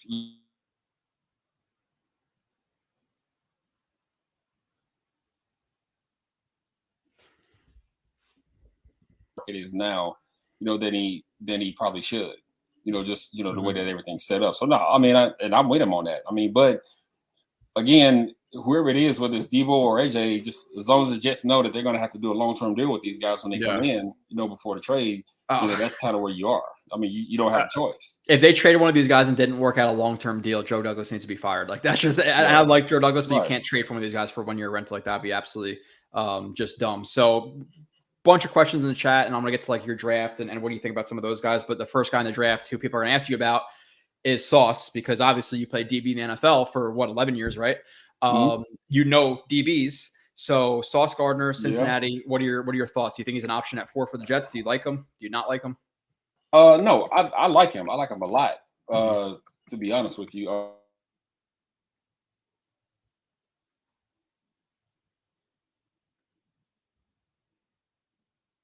Kill anybody, but I think he's a solid tackler. I think his instincts were good. I think he's what I would say is particularly the hard thing for us tall guys is being fluid as far as like hips and things like that. And I think he's really good at that. Yep. So him being a little bit leaner. So height wise, we're about the same, but obviously I was heavier. He's probably about 10 pounds, 8 pounds, whatever it is, less than I am. So he's like 190. He's a lot leaner than what I was. So him as far as his mobility, fluidity, coming out of breaks, things like that. It's a lot easier for him. But I think he fits. Obviously, if you go back to San Fran, or you go back to Seattle, same mantra, right? You lone tall guys that can play, 3 match, whatever it is that they, whatever everybody calls it, something different. Play man coverage, regardless of leverage. I think he can do that. I think he has the ability to do it. And coming from somewhere at South Carolina where they played a lot of man, he's used to that. He's good in press. I think he does a good job of getting his hands on people. So I think he fits. It's I mean, you need a corner. I mean, you need another guy. If he's there, if he's one of the guys at the top, when you're making a decision and they're weighing things out, I don't see why they wouldn't take him. Yeah, he's my number 2 player in this draft. So I love him. I don't get what scheme he doesn't fit. Like you asked him to get aggressive and press man. The Jets did a lot on 3rd down. He could do it. You ask him, like you said, with that length and that fluidity to play, cover 4, cover 3, whatever assignment you want, he could do it. You ask him when the off chance the Jets do play cover 2, which are going to play some cover 2, his length and aggression at the line, he could do it. In terms of the mindset, in terms of him not drinking, being dedicated to football, no drugs, nothing like that in his entire life. And his aggression on the field, statement and pick, that's an interesting kind of way to transition. Like I love him. Now, a guy like Kevin Thibodeau, like I think you, and I don't want to speak for you, but like as an NFL player, like you kind of judged your rookies a little bit, like how they walked in, how they acted, and like Sauce is all about football. Now, if you had a guy in KT walk into the locker room and talk about his brand and all this stuff, which we don't know if he's necessarily going to do, but just kind of transitioning, into KT from Sauce, like perfect guy. Everybody's talking about how great a character he is. KT, obviously, you have a lot more insight in terms of just knowing what an NFL locker room is like. So is it as big of a problem as some people think it is if he's kind of the way that some perceive him to be? Well, yeah. I mean, I'll say this. It's the locker room of today is a lot different than it was when I played. So if you were a rookie, and even we'll use Keyshawn for an example, while you saw what was going on the outside or whatever it is, and he said what he said, he walked into the locker room like, all right, I need to keep my mouth closed and come in here and figure out what the hell's going on, and handle my business. So, he didn't come in talking about his brand, doing those kind of things. And if, and we all know that Thibodeau is, high on his branding and, all these, his companies and whatever it is that he's doing, whatever, which is great. But the first thing he needs to be worried about is fitting into the locker room. He's not going to be a leader when he gets there because he's going to have to learn everything, learn the ropes, learn how to interact with, everybody else in the locker room. But he has to come in just normal, humble rookie, work your butt off and prove that you belong and prove to everybody else that he's here, he's there to take care of business. So if he comes in and does something different, he's going to lose favor, obviously, in the locker room, and you're going to lose favor with the coaching staff. Now, problem with, with a pick is particularly that high. Even if he's not living up to expectations, he'll still be kept around, just, kind of to save face. I mean, let's just call it what it is. Mm-hmm. So, and, obviously, now you're wasting a spot, on a guy that, is more concerned about his brand.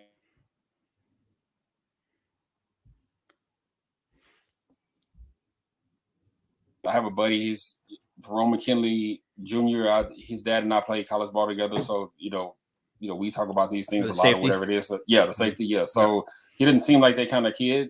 Mm-hmm. He seems like a good young man is ready to come in and work. I do think he's probably taken some unfair hits due to his injuries. I mean, somebody, people questioning his toughness and his motor, things like that.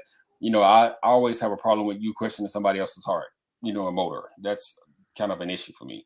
Now, because he didn't really show that when he played. When he played his ass off.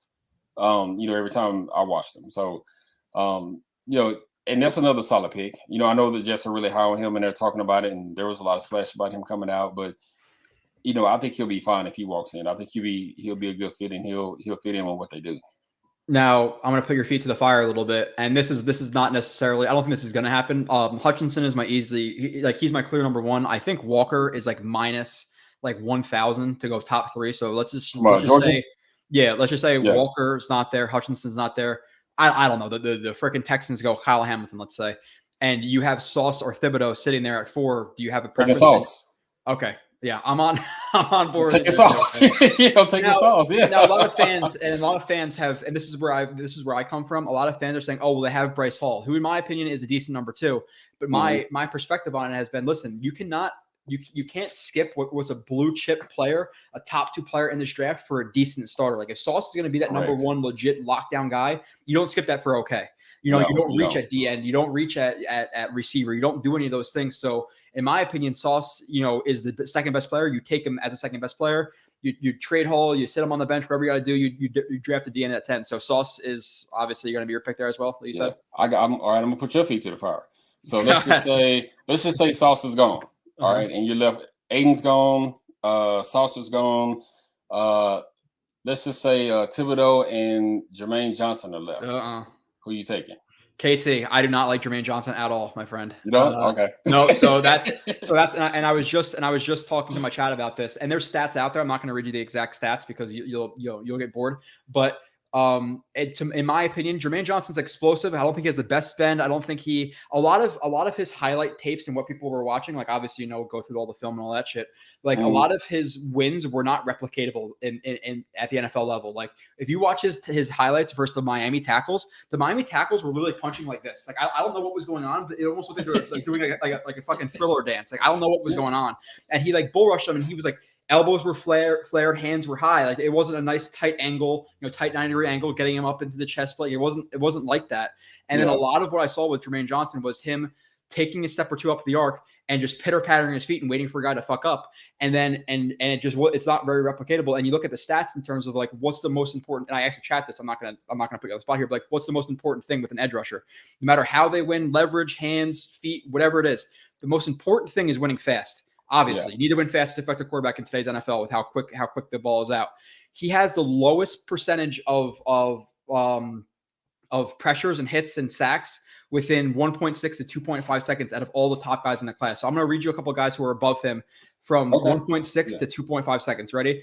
Boye Mafe, Ebiketie, Josh Pascal, Drake Jackson, Nick Benito, Aiden Hutchinson, Cam Thomas, Kingley, Egnabari, whatever the hell his name is, Karlaftis, Thibodeau, DeMarvin Leal, who's a D tackle, Trayvon Walker, and Ojaba. We're talking about taking this guy at 4. I cannot do it. I'm not going to lie. The Thibodeau stuff, him talking about his brand, all that stuff, does it turn me off a little bit? Like, do I love his personality? No, but if he's getting me 10, 15 sacks a year, I couldn't give 2 shits less about his personality. So it's about how the Jets feel. So I don't know if you have anything to comment on that. So. No, that's fair. I mean, no, I just wanted to see where you were with it. I mean, because I know you watch, so I wanted to see what you were going to say. Because everybody has been jumping on the Jermaine Johnson train as of late. And don't get me wrong, kid looks great. I mean, he looks the part. Like he just walked outside and he's going to pass the eye test. Well, like you said, just some of the, from a technical aspect, which you and I both, are alike in this manner. When I'm watching, when I have watched Florida State games, that's what I'm watching. I don't give a damn how you got the sack. I want to see how you got the sack. Process versus results. Always process versus results. Yeah, I want to see how you got there. Yeah, so I just wanted to see where you were with it. That's all. Yeah. He's like I even have Karlaftis above him. And the thing about Karlaftis is he's 20 years old. People say his athletic testing numbers were terrible, but he had like a 38-inch vertical. Like he jumped higher than higher than Garrett Wilson, whoever he's in love with. Like he's not the most bendy guy, but he's technically clean. Right. He's 20 years old. He's new to the game. He just came to the States. So I like Karlaftis even more. So I'm not gonna lie. JJ at 4 would drive me up a wall, and another guy who I want to get your opinion on the 2 tackles, and I'm obviously going to give you my opinion first, but I hate Evan Neal. Like, absolutely hate him as a player. I'm sorry. I know from a player's aspect, you're like, oh, well, fuck this guy. Maybe I would have hated you when you played. Well, no. I just want to know. Obviously, I just want to know why. I'm going to send you a montage of plays of how soft this guy is in the running game. Like, people don't realize how much he is just scooping from really far underneath. Hands are really wide, getting completely bitched by linebackers who are 240 pounds in the running game. Like, he's a good pass protector, but he gets bitched all the time. I'm sorry. It just is what it is.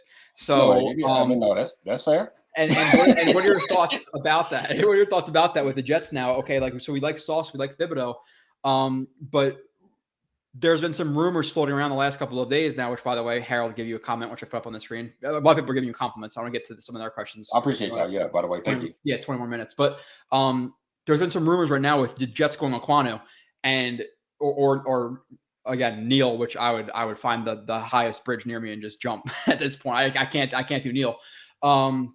Would you be willing to take an offensive lineman? Because, think about it. If Becton comes back, you have your right tackle, left tackle. Fant was solid last year. You have a Pro Bowl guard in Tomlinson. You have a second-year first-round pick in ABT, and you have McGovern, who's an okay center. And now people are talking about drafting 4 as an emergency backup plan. But, in my opinion, you can't draft an emergency backup plan at 4 because what if the 2 tackles work out? Then you're sitting there with Aquanu on the bench.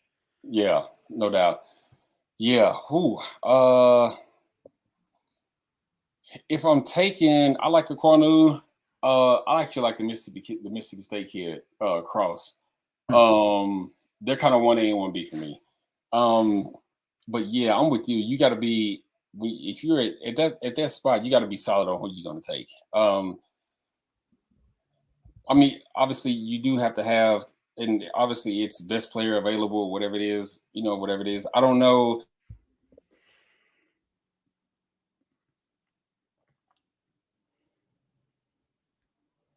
Your holes as you do, as the Jets do, you kind of need to draft for need, to be honest with you. So if you need a tackle, if you need a guard, if you need a corner, you need a linebacker or whatever it is, you need to take that. Number 1 wide receiver, whatever it is, you probably need to take that as opposed to, wasting a pick, somebody that may end up being on the bench. Kind of like you said. So I agree with you. So look, when you're this high, and hopefully, you usually don't want to be this high, but you got to be firm on. You usually got to have 2 guys that who it, however it works out. All right, if this guy's gone, we're taking this guy because most of the time, if your first guy's gone, your second guy be there would have picked that high, particularly with the way that the order, in the way that the draft order is this year. I don't know if Sauce will be gone before that. I don't even know if Aquanu will be gone before that or Cross. So if you're going to be, if you're going to be sure about 2 guys, just have 2 guys, and then that's kind of it. There shouldn't be a whole lot of talking about, about those first 2 picks, to be honest with you, because you don't want to waste them. So you got to make sure that you're certain, about who you're going to pick, and just look at the order. Even if you got to move up to grab one of them, you just got to go ahead and do it at this point. I mean, you've got the capital to do it, and it needs to be, it needs to get done.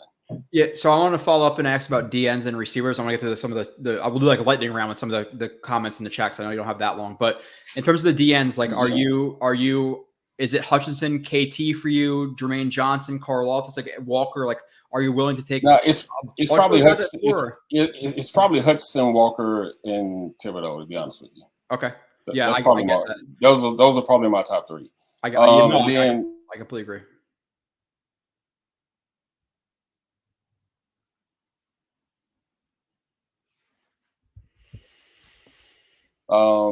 Sorry, you're freezing up a little bit, Marcus. I don't know if you threw it back to me or not. But no, I said I actually like Michael Clemens, but I saw him play a lot, because he was here and watching A&M. Zachary Carter's not bad. I think he's, I think technically he needs some work. He's a little bit out of whack. Don't know much about Logan Hall. And Pascal's good, obviously from Kentucky. He's actually not bad. Playing against top talent. I think he actually was pretty serviceable. But as far as my three, it's probably Hutchinson, Walker, and then KT. It's kind of the order. I like Karlaftis like technically more than Walker at 3, but just because of his upside, I think Walker would be the pick over Karlaftis at 4 if I was there. But going to the receivers, because a lot of fans, obviously, like my preference is you just trade for Debo, you just trade for DK, you just trade for AJ, Terry, whoever it is. Like I want the proven guy, because we've seen the Justin Jeffersons and all these guys over the last couple of years, we also seen the Ragers and all of these other guys too. So I want that for sure thing. Now with the receivers, do you think any of them are worth the value at 10? And then who do you like more than the other? Honestly, I like Olave a lot, to be honest with you. Even more so that I know he's not as big as Trey Burks or Drake London, who everybody's on. And obviously we got to see if he's going to be able to come back from injury, and see how he performs.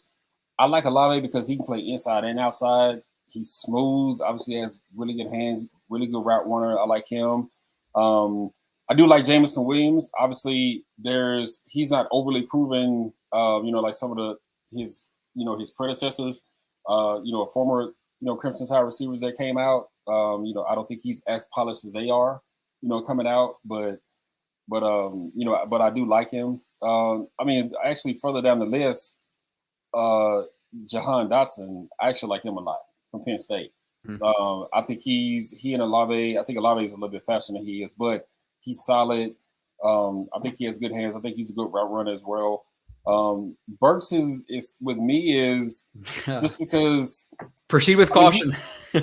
Yes, for real. No, you're absolutely right. That's why for me he's probably 7 or 8 on the list. I mean, if I keep going down, I wouldn't be thrilled with him in the second round. I'm not a big fan. Yeah, I mean, to be quite honest with you, I'm just not always. I'm not sold on him all the way.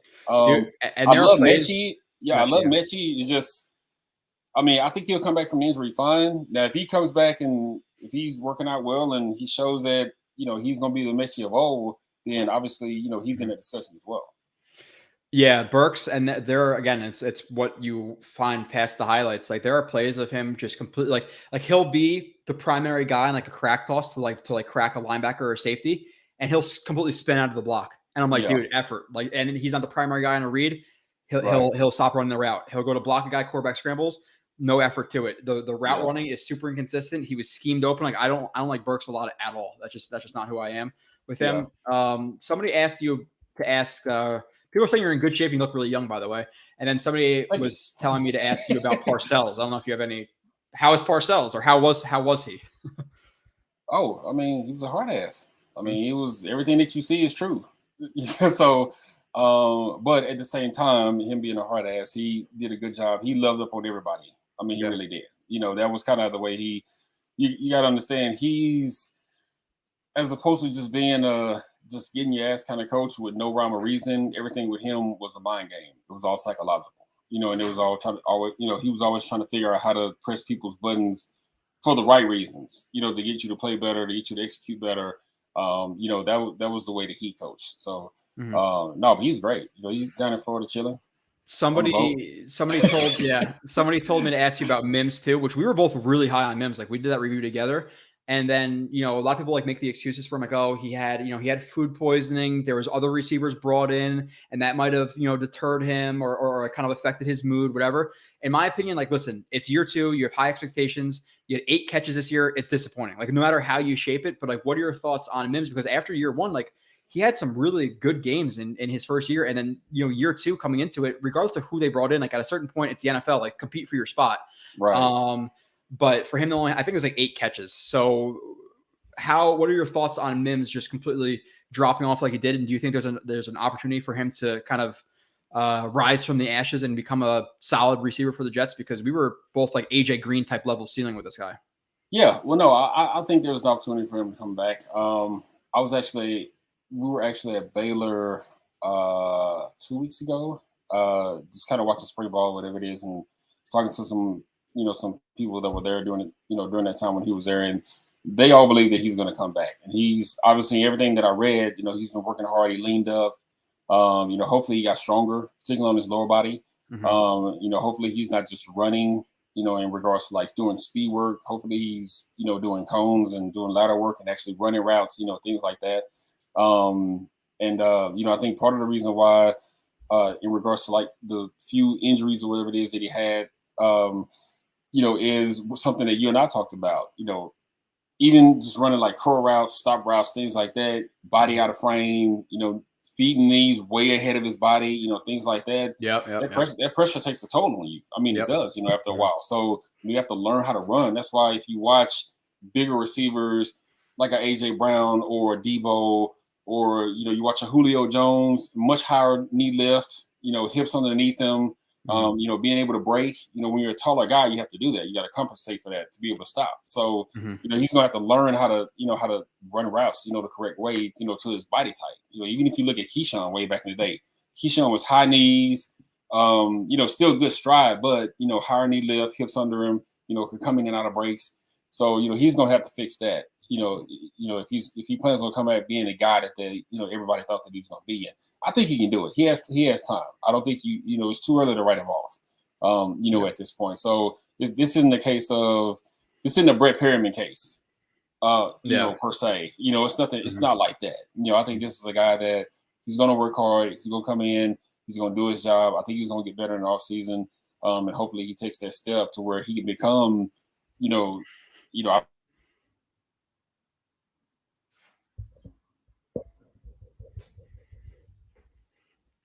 things like that, obviously he's involved, and he's another threat that's on the field. Yeah, and like the reason about the route running that you're talking about with Mims, like that's actually why I like London the best in terms of just being consistent route runner, the variety of releases, keeping his feet under him, the ability to break at his size. Like I actually good yak guy, the ability to contest and catches. I like him a lot. Wilson has some of those problems you talk about with Mims. Like he lunges a lot into his stop steps, which obviously get yourself over your toes, but like there's little things that people aren't you're not going to see that in a 4-minute highlight tape. You're just not. Right. But we're going to do some lightning round because you have about 12 minutes left. So I want to throw out a lot of chats at you. So we're going to do that, some lightning round stuff. Cause I'm going to miss some stuff. It is what it is, guys. But thank you for the $2 super chat from Shabaya Indy.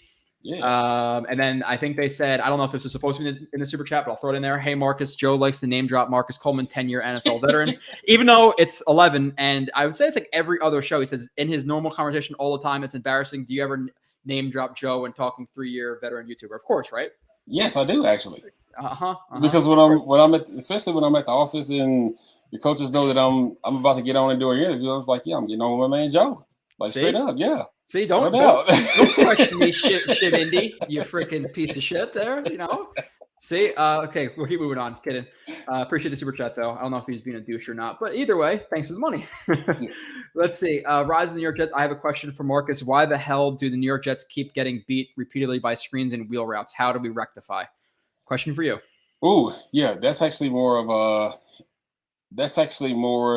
one, depends on what the call is. That's more of a scheme thing than anything else. And obviously it's reading recognition. Obviously, D linemen are taught, if O linemen are retreating, particularly more than what they usually are, in pass sets, then obviously you slow down in your rush. You start looking left and right, you're looking for screens. But the way that offenses are now, you're getting jet motion one way, screens the other way. So now your defense is split in two, and depending on what your call is, you may be outmanned. So it's more about one, reading recognition, by the front seven, and obviously the safeties and corners as well. But it's just knowing, schematically knowing, if somebody's moving, you got to know that, maybe if you're in man coverage or if you're in zone, you're supposed to rock one way and you get jet motion, but the screen's coming back the other way, that would be on the linebackers and the safeties to make those adjustments, so, it's a reading recognition thing. And you have to practice screen. I mean, I know even us at this level, we practice screens every practice. Yeah. Like literally, and I don't think we've ever been, been beat on any screens, whether it be wide receiver screens, traditional running back screens, because you have to work on it. You have to get used to seeing it. So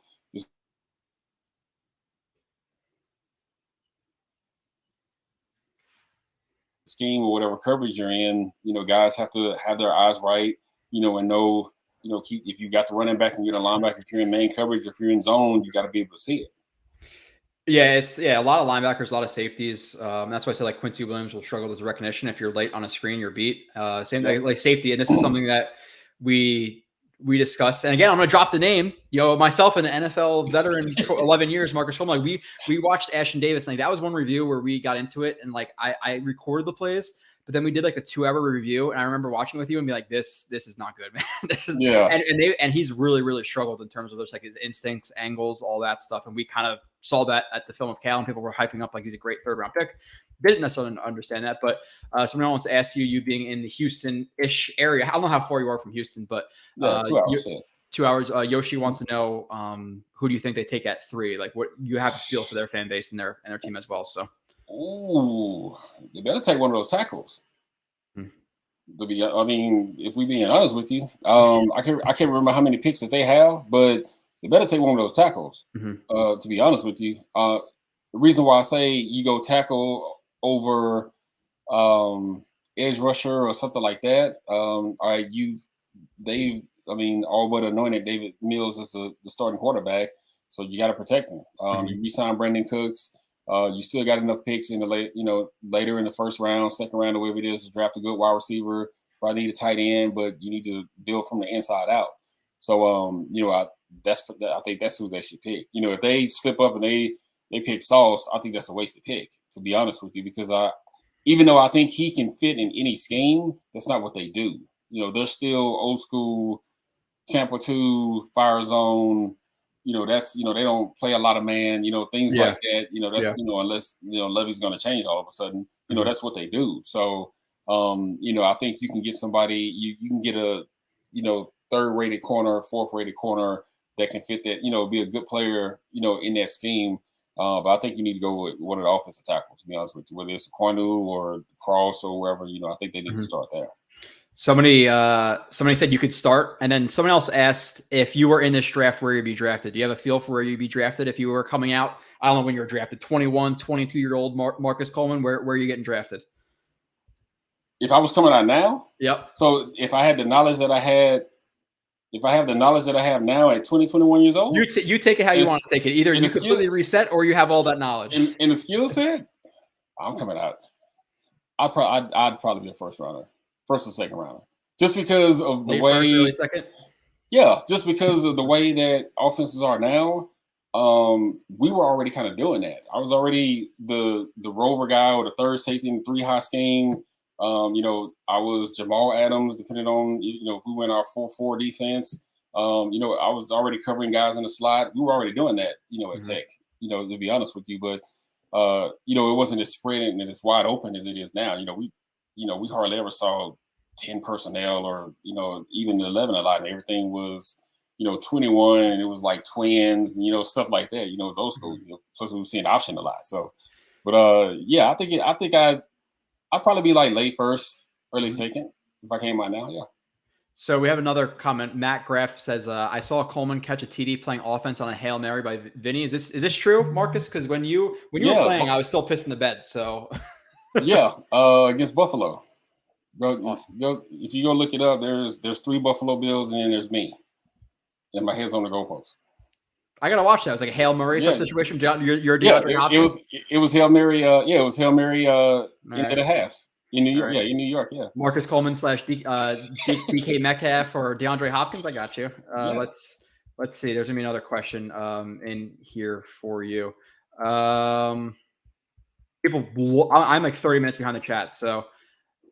Somebody says you gotta use that NFL pension to upgrade the internet. People are shit on your internet, Marcus. They're ruthless, but it's okay. My internet's fine. I'm not the one that's freezing.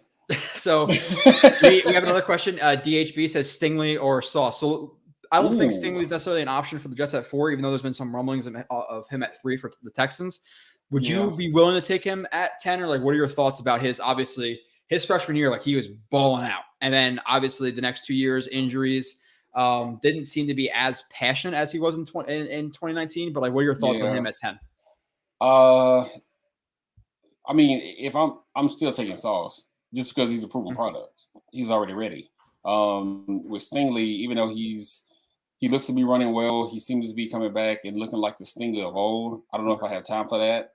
I'd rather have a Sauce. I'd rather have I'm serious. I'd rather have a Sauce and all right, Sauce, you're the starter. And whoever the second guy is, you can just bump down, be the backup, and I'm already ready. And I can get Sauce implemented to, acclimated to the scheme and the coverage and, help him with his technique or whatever it is that we're doing, and not necessarily worry about having to manage Stingley because he's coming off all these, off all these injuries.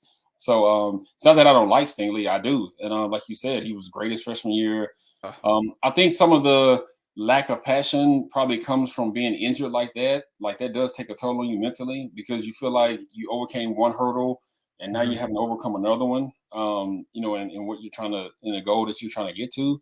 So I think he still loves the game. I think just the injuries, mentally probably, affecting him a little bit. So, but I'm taking Sauce just because he's already ready. All I got to do is slide him in and get to work. Snowball asks you, what's the jump in competition from what Sauce went up against in college and the NFL? Do you think it's going to be a tough transition for him? Do you have faith? Like you said, you think he's kind of ready to go? No, I think he's ready to go. I mean, he's seen the Bamas and the guy, look, just because we only hear about Alabama and Ole Miss because of Lane Kiffin or whatever it is, there's some good receivers in the SEC. I mean, Tennessee's got a couple. Obviously, Florida always has dudes. A&M's got dudes. So, the SEC is full of dudes that wide out. And just because, we're only hearing about one select group, obviously Georgia, whatever it is, doesn't mean that he hasn't faced quality talent, and he has, in the SEC. So I don't think you have a problem. I'm actually not worried about that at all.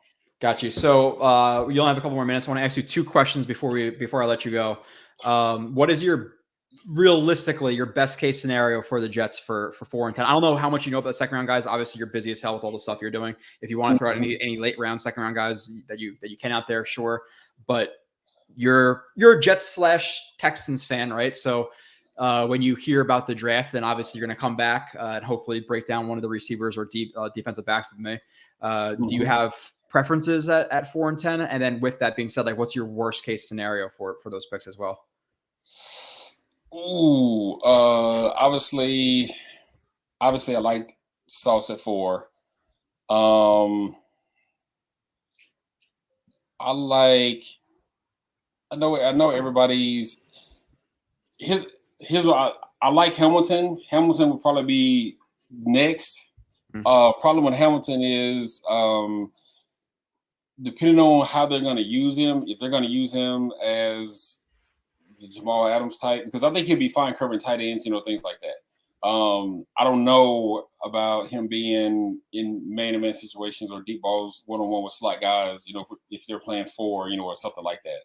I think 3, in some of the 3 scheme stuff, he'll be fine just because he'll have a little help on the inside and he'll be able to, cover guys outside in. I think he'll be fine with that. But I would rather have Sauce at 4, and if you can get one of these edge rushers, at 10, I love that as well. To be honest with you. So for me, that'd probably be worse. Those would be the top 2. If Olave is gone, I actually do like your Drake London pick, or the Dotson pick. At 10. Those will probably be my two, because if the trade doesn't work out, even if it does, you still need to draft another wideout, just in case. So that's probably where I would be, with 4 or 10. Now, to follow the last question I have for you. So, and people are like, the problem with like mock drafts and stuff is people just like to fill holes. So like a cornerback isn't a hole right now. So they're completely ignoring the upside of Sauce versus being, versus Hall, who is a decent number 2. Like if you can get a superstar at corner, and then you have Reed, who in my opinion is a really good 5'9" corner. Like he is feisty as hell, smart as hell. The way he breaks, it's ridiculous. So if you can add, like that's my most ideal situation for 4 minus Aiden Hutchinson, who I freaking love. Or and at 10, it would be like Karlaftis. Now with that, let's say it is my ideal situation: 4 Sauce, 10 Karlaftis. I think he's being way overlooked. Would you be willing, as the Jets, especially with the new receiver contracts, with Debo getting 25 million, whatever, you're most likely, you have Hill getting like 28, you have freaking Christian Kirk getting 18. Do you, with receivers probably going faster in relation to that in the NFL, because teams want that like 5th-year option because of how much they're getting paid, there's probably going to be a lot that go earlier than they probably should. Are you willing to package like 35 and 38 to move up to get a receiver if there's no receiver at 4-10? Like if it's one of the guys that I want, because the receivers are going to go fast. So I definitely package those 2 and move up. I wouldn't have a problem with that. Also, just to get my guy and worry about 3rd round, 4th round, whatever it is, and try to build a nucleus, with some kind of 2nd-tier guys. But I'd move up if I had the opportunity to go up and get a wideout, along with Sauce, to get that done. So Marcus, you can't take Sauce, who's an elite corner prospect, because we have a decent number 2. Don't you understand? No, I don't. That's the thinking to me when people say they don't want him. But I mean, who says that though? Oh, a lot of people say that. That's like a lot of people. The Jets would never take him because and this is another thing. Sorry, I'm gonna ask you another one. Corner is not valuable, and you can speak perfectly about this. You've been in these type of systems, and this is the biggest argument against Sauce. Corner is not as valuable in Robert Saleh's scheme. But it is. There you go. But it is. Particularly because here's the problem. I shouldn't say this now. This is the problem. Here's the thing about the scheme that Saleh was running. All right. And all you got to do is go just trace San Francisco and trace it all the way back to Seattle, because it's essentially the same thing. All right. So when Seattle, and it was just they were both just reverse of each other. So Seattle, great in the secondary, pretty good up front, right? I mean, we'll say I wouldn't say that D line, when they had the Legion of Boom and all of them, whatever, they were as good as Irving and Bruce Averill, right? But they're not as good as the interior line in San Francisco. No, all those dudes, that's what I'm saying. So it's just the inverse. All right. Yeah. So now you look at San Fran, their corners were okay. They're good. I mean, they're decent on the back end. All right, but their D line was ridiculous. At San Fran. So. Yeah. It just depends on, how you're building it and what you have. So right now, you're kind of decent up front, whatever. You got a chance to, maybe fill in some guys, if you draft a Walker or somebody like that, or Thibodeau or whatever it is, to fill up front. But, you've got enough,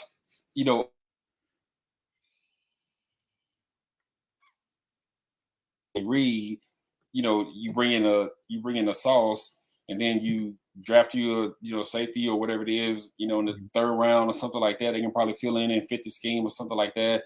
Maybe, Whitehead's basically Jamal Adams or, Cam, essentially that's what he is, right? So you got three pieces out of the puzzle, figured out already. Yeah. So, so that's, for me, that's how I'm looking at it, as opposed to, I kind of got an okay number 2, and then I'm going to bring in another guy who still has to learn, but I'm still just okay back there. So now, it kind of becomes a wash to me. So you're still average. You haven't really, built anything. Yeah, there's a balance. Like it's, I would rather have, and I say this all the time, I'd rather have an average pass rush and an average secondary than a really good pass rush and a bad secondary, or vice versa, because they coincide. Like you have to have both. Right. You can't just have one or the other. And that's why I'm okay with taking Sauce. Like the thing about, like, he's not as important. Like they had Brandon Brown, or they had Richard Sherman in that Seattle scheme. And like the only system where especially cover 3, cover 4, a lot of stuff they're running, man. Like it's important in all those systems. So how can you say, unless your team is just playing like strictly Tampa 2 all the time or cover 2, then yeah, okay, the corner might not be as important, but they're still really, really important, especially for the Jets scheme. So I think that's a complete bullshit made up thing that's out there that I've been fighting against. Okay, so as a guy who played in the NFL and knows the system, okay, it's important, so we can squash that. Like that's just what it should be. But absolutely. Marcus, really appreciate you jumping on. You're 5 minutes past. You already know that any Texans game, Cowboys game, I'm bunking up there with you. And if you come to Jets game, you're coming here. I already know. and I hope that obviously we'll be in contact. And then for the people, obviously they appreciate you. And then if we draft the receiver DB, I'll convince you to come back on for at least. Yeah, I mean, either way, I'll come on. Just let me know. Awesome. All right, I'll hit you up soon. See you, Marcus. All right, man. Appreciate it, man. Thank y'all.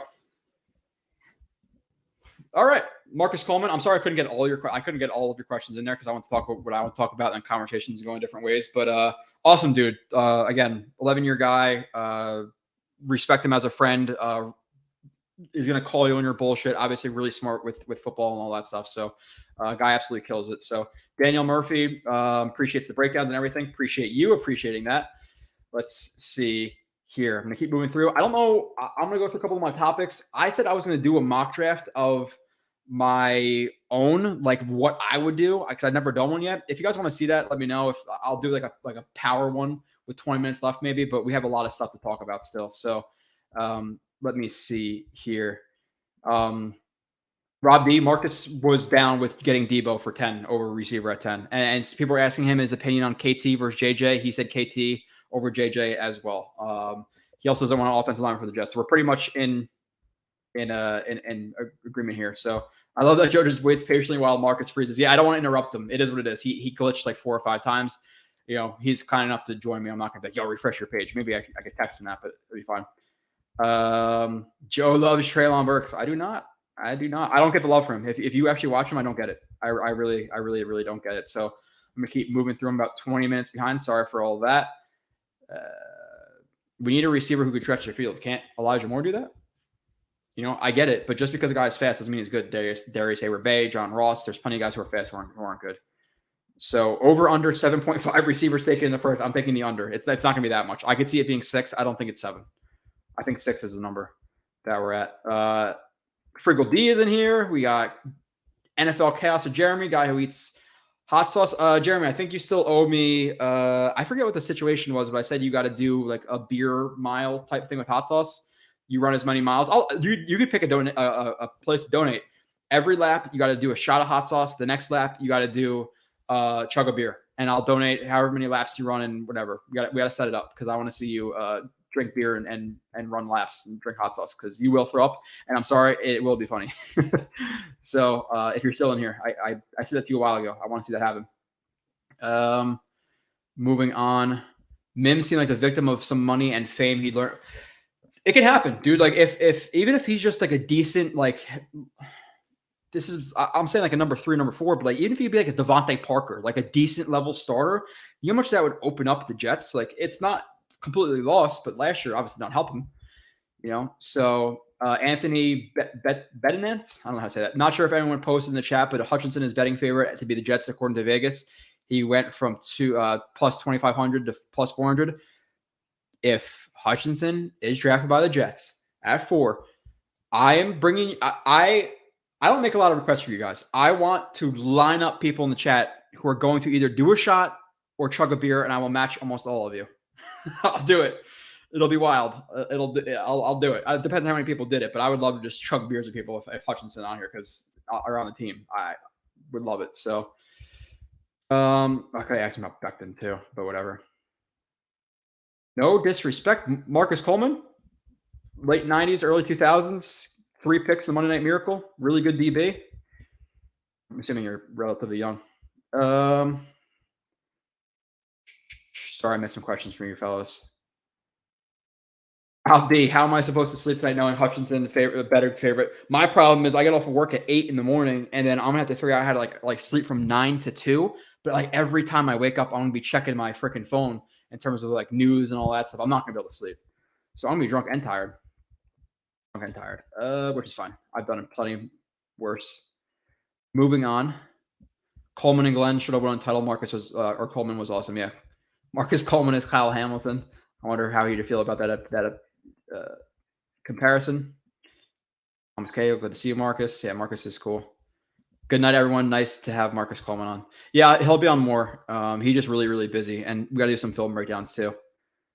So, fan is not the answer. Mr. Terrible, why is he not the answer? Because the last 2 years he was with the Jets, he was solid, and his last year with the Seahawks, he was solid. So why is he not the answer? You tell me. Because of why? Douglas will not draft a cornerback at 4. We'll see. I hope he does. Unless it's Hutchinson, I would be ecstatic. I would be absolutely ecstatic. Look at Joe's draft picks and look how his free agency moves. O-line and D-line is a priority for the draft, and he fills the rest later in the draft and free agency. Yeah, but that's also based on how he was trying to rebuild the team from absolute shit. Like, we don't know if he's just going to draft an offensive lineman with all the starters filled. Like, maybe now because he poured so many assets. Like, listen, and I agree with everybody saying this. At a certain point, you have to be able to find offensive linemen who are capable without being first-round picks, second-round picks, or not even second-round picks, first-round picks or big contracts like McGovern. $10 million plus contract. Fant, $10 million-ish contract. Becton, first-round pick. ABT, trade-up, first-round pick. Laken Tomlinson, $13, $14 million a year. Like, I get the dedication to offensive line, but it's pretty much complete now with some question marks. Get a depth guy, but I'm not pouring all those assets into offensive line. He's fixed it. If something happens in the future, okay, have some contingency plans, but I'm not drafting a guy at 4 to be a backup. I cannot do it. Rich DeBow, I like this guy. Marcus. Let's see. Oh, Slim God, super chat. I think you're underestimating the possibility of Aiden Hutchinson being there at 4. To me, Slim God, it's just about him being the best player in the draft. He is. To me, I can't see people passing on him. But if it's legitimately Walker at 4, or Walker at 1, cool. At 2, do the Lions really skip on Hutchinson? Or in this mock or whoever was making these odds, did Malik Willis go up? Did Aquanu go up? Did Neal go up? And then who do the Texans take? Like, how do 3 teams pass on Hutchinson? For him to be the betting favorite for the Jets, I would be ecstatic with that. I don't care at 10. Do what the fuck you want at 10. Great. So G Money says, I'm glad y'all are not the GM. I'm not sure if he's talking to me or you guys, but I'll back up our chat anyway. I'm glad you're not the GM, G Money. Glad you're not. Great stream, JB. Appreciate that. Cool dude. Like him. He's awesome. Meaning on the podcast, Sauce will be the pick regardless of Aquanu, and then you have Connor Hughes saying they will absolutely not draft him. So who do you believe? Neither. Let's just say in 24 hours. Hype says Blewett. What's up? Ben Albright. Extremely plugged in. I've seen him fuck up some things. I'm not going to lie. So I'm not 100% sold with that. Says Sauce at 4. Okay, I'm on board. I like him. But would be surprised if we don't come away with JJ as well in consideration at 4. Again, maybe the Texans, or maybe they want the Texans or whoever else to pick JJ. I don't know. Jeremy is eating again. What is he eating? Just tonight after the stream, YouTube streams is bugging out. I recommend you guys change your Google passwords. All right, not a bad thing. Mark Orlando, what's up? It's been a little bit. Jets messes in here.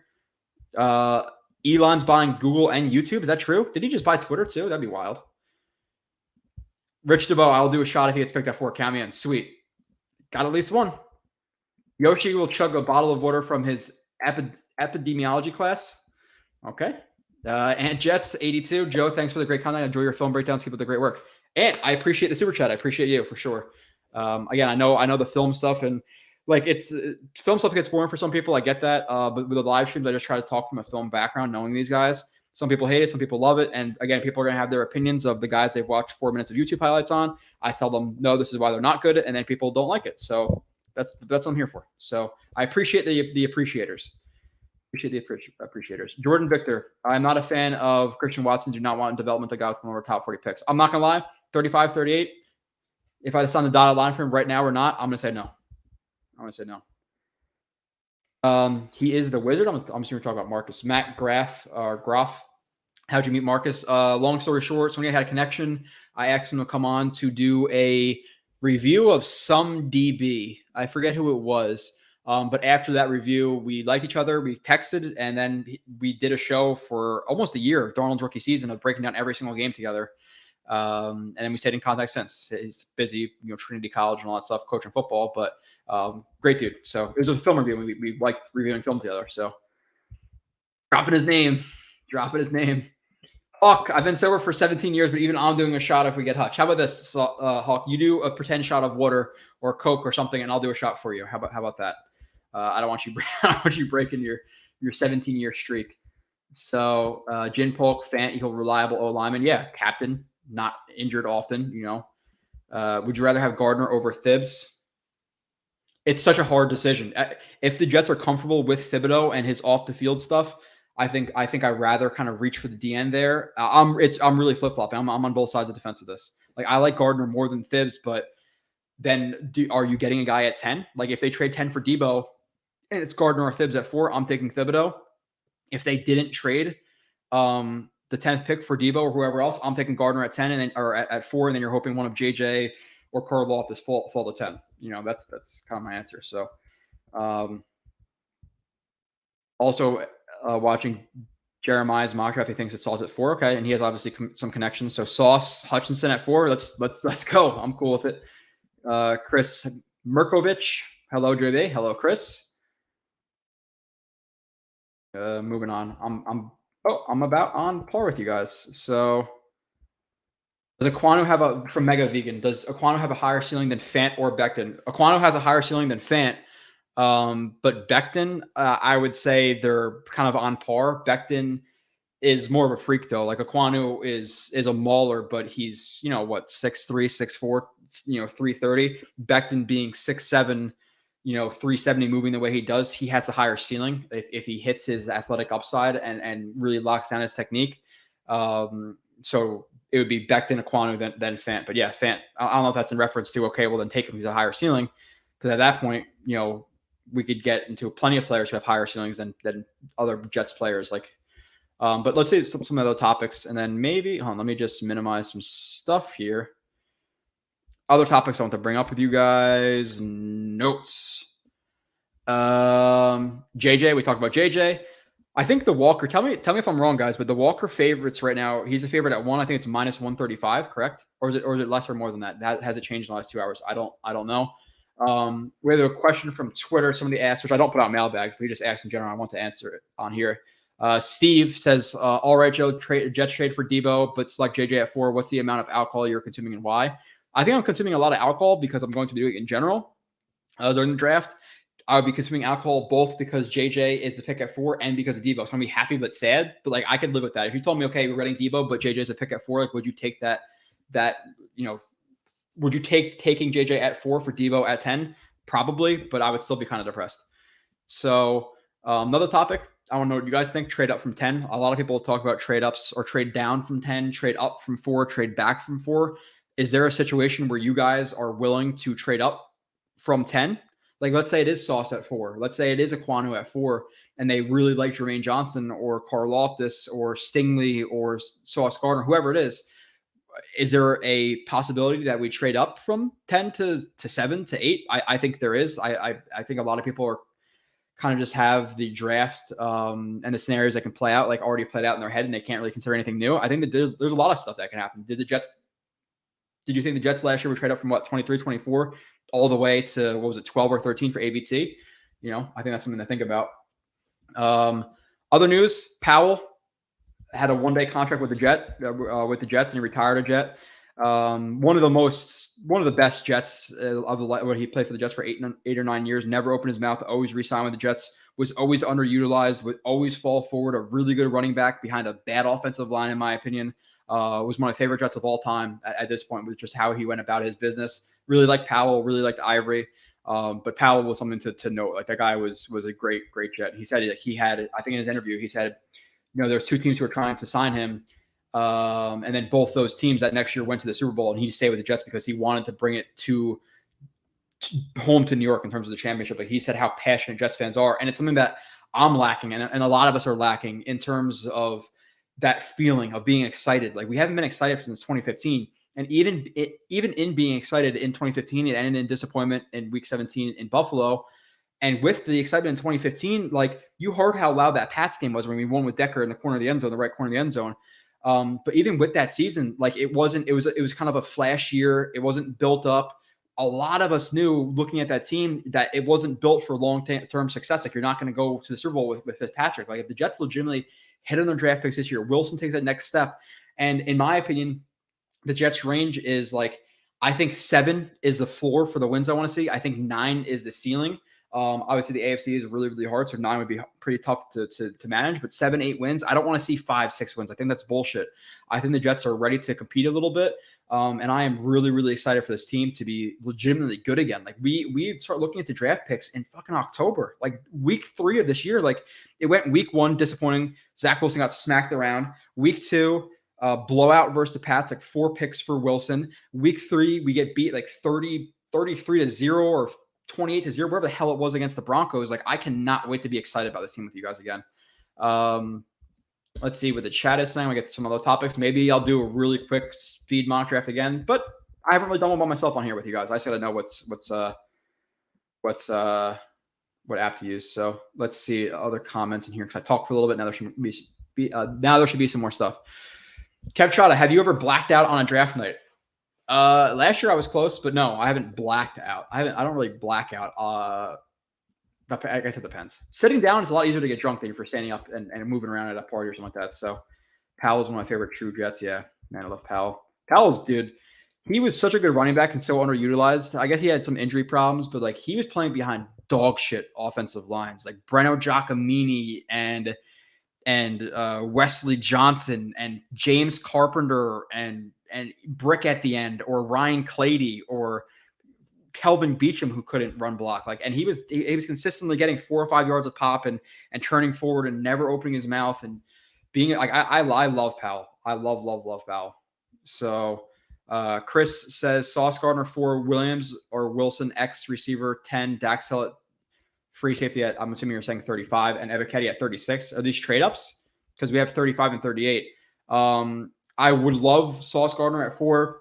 I could do without or with the receiver at 10. I don't think Dax Hill falls to 35, and Ebiketie, I'm not waiting until 38 for edge rusher. One of the picks has to be edge rusher at 5 or 10. So Jordan Victor, I don't know if Joe, you said the same exact prediction, 7-9 wins last season. You're not accounting for injuries. Yeah, no, that was the problem last year. I think the Jets are much more deep this year, and the fact that they can hopefully add a Debo, they can hopefully add some depth behind the offensive line. Like every team faces injuries. The thing with the Jets I'm not predicting is for us to be, for like the 4th year in a row, one of the highest, if not the highest team on money on IR in the NFL. Like we have been not just normally injured, like we have been historically injured over the last 4 years. So yeah, I didn't account for Carl Lawson going down and Vinny Curry going down and LaMarcus Joyner going down and Marcus May going down and Elijah Moore. Like the amount of injuries they have, you couldn't predict. Like you can predict a certain level or amount of injuries if it's like at that medium level, which we hope we are this year because the last couple years have been brutal. So yeah, they got injured a lot. And I think having Carl Lawson would have won us another game or two, and Joyner and Curry and whoever else. So Rich DeBow, I know he's a big supporter. I think this is his first time in a live stream, so I appreciate that, Rich. No matter what happens, it's exciting to think half our team will be different starters next year, predicting both safeties, possibly both corner, Lawson on edge, two tight ends, left guard, receiver. I'm excited. Yeah. You're looking at different, another running back as a 1A, 1B. You're looking at 2 new tight ends, like you said. You're looking at another receiver, hopefully in the top 3, new left guard, Becton coming back, Carl Lawson coming back, Curry coming back, Josh Martin, Joyner, Whitehead, Reed. It's exciting. It is exciting. The Jets have some talent. They do. Hype says we will win 3 games in our division and the floor is 7. The floor is 7. The ceiling is 10. To me, they haven't won a division game in 2 years. It's hard. They're in a hard spot. I think that if they get 2 wins, I'll be okay. I think expecting 3 out of 6 is a little bit hard, especially when let's just assume Buffalo is a sweep, right? So then you go against the Dolphins and the Pats. If you can grab 2 of those games, if you can split those teams, I'm cool with it because the Bills should sweep us. Let's be honest.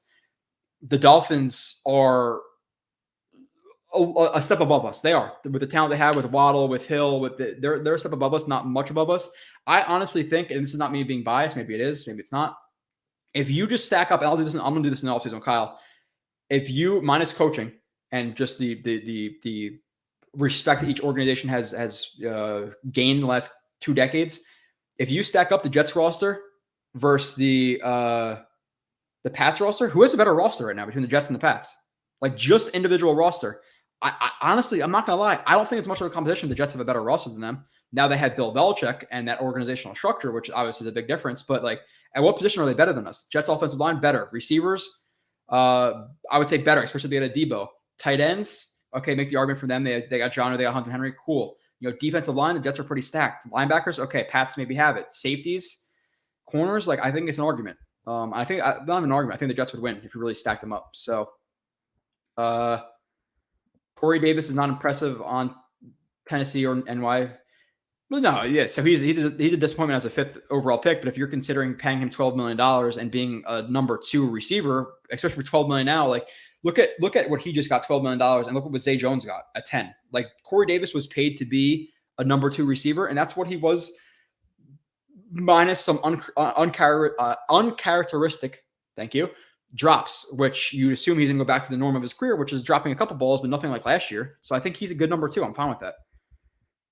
So Adam J. Parn says Mosley is obviously getting cut next year, right? Nightmare cap it. Yeah, he's either getting cut or restructuring. You're not going to have Mosley at 30 years old, 31 years old, getting $18 million a year.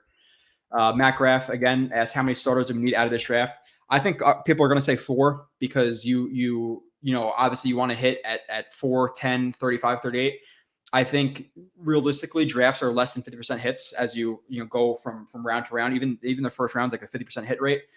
I would say 3. You want 3 out of those 4. I get that people don't want to count for bust and everybody we pick is going to be great, but you get 3 of those first 4 to be legitimate starters. Hopefully the other guy's like a role player. Maybe it is Brisker and Brisker doesn't start until year 2 and Joyner steps up and plays. Like, okay, cool. I think 3 out of the top 4. And then the other picks, 69, those guys, and hopefully one develops into a starter eventually. But Sosa, I hate how the Jets keep bringing running backs to play ahead of Powell, Forte, Tomlinson, Jones. Yeah, and Jones was before. Talking about Thomas Jones. Thomas Jones was before. That was like 2008, right? They brought him in. Tomlinson was 2010. Forte is correct there because Forte was brought in 2014. But Powell was drafted in 11, right? Yeah, 11. So, yeah, they just never gave him the number 1 role. It was annoying at sometimes. So, yes, injury rates stand among statistical anomaly, of course, whatever your perspective. Jeez. Yesterday, Chris Sabo with Krebetry mentioned Debo's injury history mainly on his plant. Like, yeah, it's a concern. So, Adam J. Parnes, not sure if this was said already, but your boy Bless signed with Denver today. Bless he came here and he was going to be a lockdown corner. He thought he was one of the best corners in the league. He gets cut. Seattle picks him up. He gets burned there, gets cut or released or not re-signed, and now he's with Denver. He'll be the best corner in the league there. That's what everybody told me. So, Jin Polk, no excuse for Becton not being involved with Jets organization teammates. Now, let's take this from the perspective of we don't really know what's going on behind the scenes. What if his wife is struggling with her pregnancy? What if they think it could come early? Okay, we can't be mad at him. If that's just an excuse because he's being lazy, we can be mad, but we don't know what the situation is. So for now, I'll err on the side of caution and say, okay, he's with his pregnant wife, so I'm not going to be mad about it. So hype, Jets roster is better than Miami and Pats. Pats, yes. Miami, arguable. Kyle and I will do the comparison of AFC's teams against each other and stack them up in terms of position groups and things like that. So Jacob Finnegan, no way Elijah Moore is in the Debo trade. No, absolutely not. You cannot trade Elijah Moore. He's already an integral part of this team, and a guy who I think could be a legit number 1 receiver. You're not just going to get rid of that. You're not going to subtract Elijah to add Debo. It's you bring Debo in with Elijah. There's no getting rid of him. That would be stupid. Dino, do you believe we take a running back in the draft? I do. I think I'm kind of on the mindset of draft a running back every year. Doesn't have to be 2nd, 3rd round pick, but a 4th round, 5th round, 6th round pick because they hit so often. And with that being said, who do we like past Michael Carter? I think Tevin Coleman's a decent number 3, but who's the number 2? It's not P. Ryan. It's not Ty Johnson. It's somebody else, and I think that's going to be a guy, maybe 69, 111, 117, whatever it is. So definitely need a complimentary back to Carter, like Scott Wilson says right here, right after. So Plus, maybe one of the reasons we get Debo if we give up 10. Not sure I'm connecting the dots. Rich says, totally agree with you, Joe. It wouldn't be ideal to draft offensive line at 4, but things sound weird with Becton. Unfortunately, have you listened to Zach's answer today when asked about Becton? Yeah, I didn't think anything was like overly negative about it. I think he's just like kind of in the middle. Now, again, if the Jets are doubting him and they pull the trigger on drafting Aquanu and trade Becton, it is what it is. Like, that's the only thing I could justify is if they're getting rid of Becton or getting rid of Fant, which I don't necessarily like in the first place. But if they're drafting him to be a guy who's going to play in extra tackle sets 15% of the time, which would be a massive number, realistically, NFL statistical like percentages of plays or like formations run, whatever. I'm not doing it. He cannot be a backup option. Number 4 pick, he's playing. So who are we getting rid of? Is it Becton? I don't want it to be. Could it happen? I guess so. Kieran wants to draft Gardner and Kyle Hamilton. Gardner, yes. Kyle Hamilton, no. Couldn't do that. Would you be upset, shocked, etc. if Becton is traded tomorrow from Kev Trotter? Yes, I would be both upset because, again, you're replacing a question with a question. Shocked, yes, because of that. It shouldn't happen. It should not happen.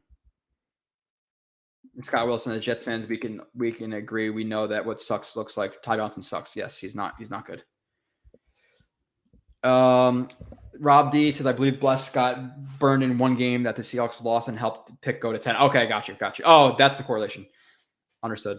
So other topics, and I guess I'm going to do a quick little mock draft, not right now, but the free agents available. We talked about some of the tackles available. That's something I just wanted to bring up. Walker, I think, is minus 1,000 to be picked top 3. I just checked that a little while ago. And then another thing I want to bring up in terms of, we talked about Aquanu trading Becton. The only other topic I want to bring up before I do the mock, with just my opinion of what I would do. I don't know if you guys want it to be what I think the Jets would do or what I would do. That's a question for you guys. Let me know in the chat. But the other thing that they consider with the 49ers is, like, there's a lot of draft day trades, obviously. Is there a possibility that the 49ers could be waiting to trade up to for the 2 seconds or trade for the 2 seconds? So let's say the 49ers are maybe waiting and seeing if the board falls the way they want it to. Like, they don't like a receiver at 10, right? So they want to see if the board's going to fall their way at the end of the first round and see, okay, there's a receiver that we're definitely going to take at 35. So we want the 2 seconds because we don't want to trade 10 and reach for a receiver at 10 when we could trade and get 35, 38, and 69, which is the value of 10, and have a receiver that we'd like at 35 better than the value of taking a receiver at 10. Like, I think that's a possibility too, that you might see a trade with the Niners after day one. Like, I wouldn't completely rule it out because we've been talking about the Jets. Like, ideally, if they don't draft the receiver at 4 or 10, you trade up. But the other possibility with that is the Jets don't trade up and you have to wait for 35. I think it'd be stupid, but it's a possibility. What if the Niners are waiting to do that? What if they like, Dotson and maybe he's sitting there at 30, 33 and they're like, okay, we want 35, 38, and 69. And then they throw in one of their later round picks and they trade up for the first pick of the second round. Like, it's possible. So I don't know what you guys think about that, but let me go back to the chat and highlight some things. Got about 30 more minutes. Let's see what you guys are saying in here. Rich, again, totally with you, and real happy I finally made a live stream. Love your takes, dude. Yeah, I appreciate you being on. Know you're a big supporter in the comments and things like that, so I definitely appreciate people who appreciate me. Mega Vegan, who is your highest rated linebacker? It is Dean. I really like Lloyd too. Just Dean, his smarts from a snap-to-snap basis is really impressive. I think he's a better athlete than some people give him credit for. Leader, and I like Lloyd too, but it's Dean. Jacob Finnegan, do you like the Conklin or Uzama move? I like them both. I like Conklin more than Uzama comfortably. I think Conklin can be unleashed this year. Like, he's not going to be Kittle, but I think he's going to be a guy who is going to make a bigger impact than Jets fans realize. Sluggo, Coleman's gone. If slot players hate playing in New York, a lot of players hate playing in New York. I'm assuming he would answer that depending on how much pressure you like. If you can't shine in the big lights and you like, small town whatever, then sure. But a lot of guys thrive under that pressure. So, rise of the New York Jets. But what if Debo refuses to sign? They have that worked out already. That they wouldn't even be working on a trade right now if he would refuse to sign. That's been ironed out, I'm sure. So, Kev Trotter, how about a shot every time they say the pick is in? There's about 200 picks. So no, absolutely not. Let's move on to you guys want to do I got 30 minutes, 26 minutes. You guys want to do a mock draft? Let me know. Chat. I gotta hide the comments. Oh, my bad. You guys want to do a mock draft? Do you want it to be what I think the Jets would do, or what I wish? Of course, there's gonna be one or two people saying, "I thank God you're not the Jets GM." But if I was a Jets GM, Joe to Joe, what I'm gonna do in these situations, I'm not gonna do trade ups and all that crazy shit. Or do you want me to be what I think Joe Douglas would do? And then tell me what website. I want to use the Draft Network, or go Throwback Classic with maybe not Draft Network, Mock Draft Database, or PFN. I did PFF twice in a row, so I don't want to do that. Predictive. So we got yes, predictive, Joe. Okay, Joe. Is it true that Jameson? I don't think Jameson Williams would have ran a 4.4. I don't think he's going to run in a straight line. JD will do, not JB. JD, dude, we're like split. I'll do. I've been doing the votes now more often. I'm really excited to talk to you guys both draft day and then after the picks are made, like during the picks, like get raw reactions. Freaking, we're gonna pull up some highlights of these guys or watch them and talk about them. Maybe pull up some not film. I'm not gonna do that live while I'm drinking, but it's gonna be a really good time. Let me just get into this real quick, and I'm gonna ask you guys some questions in terms of how I'm gonna do this, because yes, poll. I know. Oh, I gotta sign into freaking YouTube. Hold on, just give me a second, guys. Joe Jets X Factor. With that, what is your guys' drink of choice? What are you guys doing on draft day? I want to see some of this stuff. You're getting wings, you're getting pizza, you're drinking deliriums like me and Kev Chata. You getting some Yinglings, some Fat Tire, some Paulners. Like, what's your guys' flavor? What's the draft day plans? I want to know. I know you guys are gonna have Jets Talk 24/7 on, and you're gonna have Let's Talk Jets on. And you're gonna have I don't know, like Jets media out there. Matt, like, I don't know what everybody else is doing, but hopefully I'm in the rotation. That's all I hope for. So we will see. Son of a bitch. I just logged in and it booted me out for no reason. I'm going to pull a poll up real quick. Predictive versus JD. I think JD switched to... Okay, my computer is giving me some problems. Just give me a second because I suck with computers. Okay, JetX. Okay, I think I'm in here. All right. Poll. Draft. I put JB for me doing it, or JD. You guys tell me, because I want to do whatever you guys want to do. Again, this is my last one. We have let's see what else you guys are saying in the poll. Okay, because I can't pull it up. JD from Gin Polk Rich. If I was a GM, Nick says Joe B. I'd kill just to sit in the war room. Jacob Finnegan. Yeah, I would too. I really like that behind the scene type stuff. Harold says PFN. Somebody says be yourself from Dino. Hype says poll. Jacob Finnegan, barbecue chicken and Captain Morgan just straight on the rocks. Jacob, I'm not a big Captain guy on the rocks like that. I'll have a shot of Jameson today. Jameson, nice, Mike. Hawk is making 2 trays of eggplant parm. I got an ounce of butt. I'm ready. Nice, good for you. Good for you. I have no problem with that. Mike V, me and my son's watching the draft over the phone. Why? Why over the phone? Okay, let's see. 67. 113. And people are dropping. They are done with the mock drafts, but it is what it is. Jacob says Captain and Coke. I'm not a psycho. Okay, Captain and Coke. I'm gonna do some beers, and then maybe with you guys later when my stomach's all full, I'll pull out some like Tito's or something like really, really easy to consume. So Chris says, when I listen to you, I can't drink. Ha ha ha. What does that mean? I don't know what that means. Is that a bad thing? Is that a bad thing, Chris? I don't know. Socrates, farm a smoker. That sounds delicious. I wonder if you're in New Jersey, because smoked meats is very, very good. Mike V, one is in California, one is in Florida. Oh, okay. Got you. That's cool. I hope you enjoy it with your kids, Mike. We have webcams, chat, XYZ, hot girls and boys video chat. Is boys implying like they're underage? Like, should that be allowed? Yoshi's watching from a laptop. Hopefully I can play the draft on my school's projector and put it on there. Spam. Yep. Harold, I'm going to make you a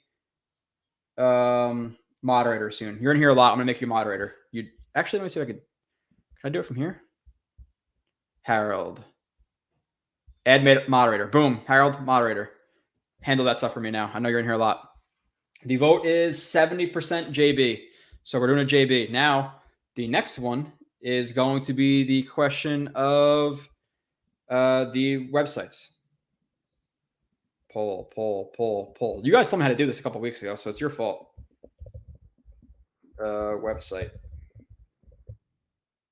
FN, throwback, classic, mock draft database, and then TDN, right? That's what they are, TDN. Peroni? That's from Sean Coots. That's a Italian liquor, right?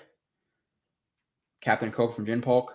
If I had them, if I'm gonna drink like Captain or anything like that, it's or like any type of like whiskey, it's gonna be Jack and Coke. Jack and Cokes all day. Like that's my go-to at a wedding, because like a wedding, you can't be drinking all this beer and then try to dance and stuff. It's just gonna fuck you up. Like you gotta do Captain or Jack and Cokes. All about the Jack and Cokes. Doesn't get any more democratic than a poll. Harold has been anointed. Some of you guys, I'm gonna do some of you other guys too eventually. Hawk's been in here a while, but Hawk, I don't know. You're a little new, a little sketchy still. I still gotta see if I trust you in the long term. You know, Italian beer Peroni. Yeah, you're right, Sean. I'm just an idiot. 17. Okay. Let's see what else you guys are saying in here. Oban is a scotch of choice. I'm not a big scotch drinker. Anything else in here while I wait for the vote? Kev Chada seeing some pink elephants with Delirium tomorrow. Dude, Delirium's a really good beer. I'm surprised. Like, not a lot of people know about that. So, Kev, you must know your beer. Pick up Polner too, and Spaten. Those are nice, good German beers.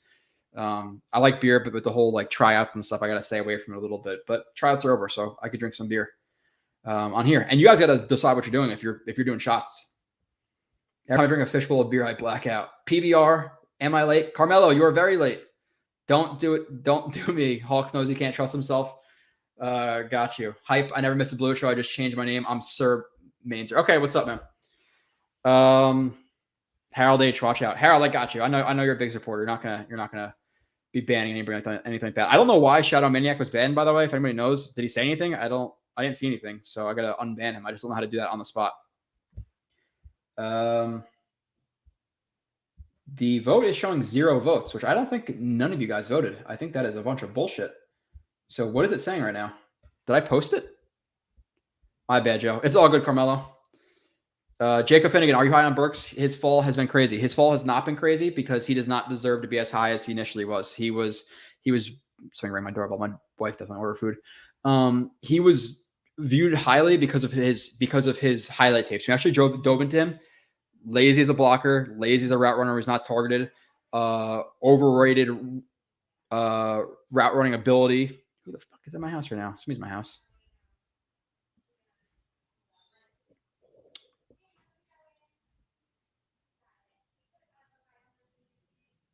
I'm trying to listen. I don't know who the fuck it is. Whatever. Can somebody tell me how the vote working? I can't see the vote.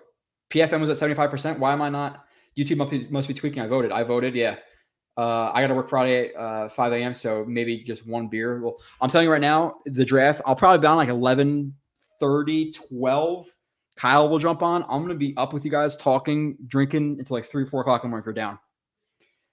We smoking drinks at home opener, Joe. Cool, dude. I'm down. I think I met a couple of you guys at the games. Peter, CD came. Who's I'm forgetting your name. You're not in here a lot, but I'm down to drink. I am down to drink. I have fun. Our thing is when we show up to games, we get on Jets bus. We get into the parking lot at 8 a.m. We park in J1. I'm cool with it. You guys come to J1. You find a big Jets bus. I'll be there drinking. Just don't be weird. And let's just rip some shots and do chug some beers. But our rule is 8:05. You get up. You get off the bus. You set up. You either take a shot or you do a shotgun. 8:05 in the morning. 8:05 in the morning. Let's get Evo to PFN. Is Kyle taking shots? Kyle doesn't drink. He will eventually, maybe. That's what Mrs. Blewett draft. You guys will not be seeing my wife. If you follow me on Instagram, she's a looker. She's not a no way. No way with you savages in here. Am I bringing her in here? Nope. Can somebody tell me what the vote is? Because I don't end poll.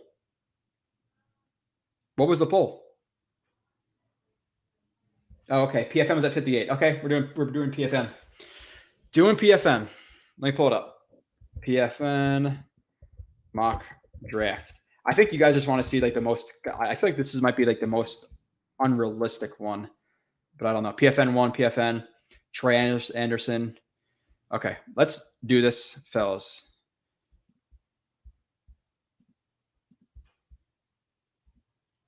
Hold on. Am I not logged into? I don't think I'm on StreamYard right now. I don't know how I'm streaming. I think I might have clicked off my StreamYard. Give me 2 seconds. What the?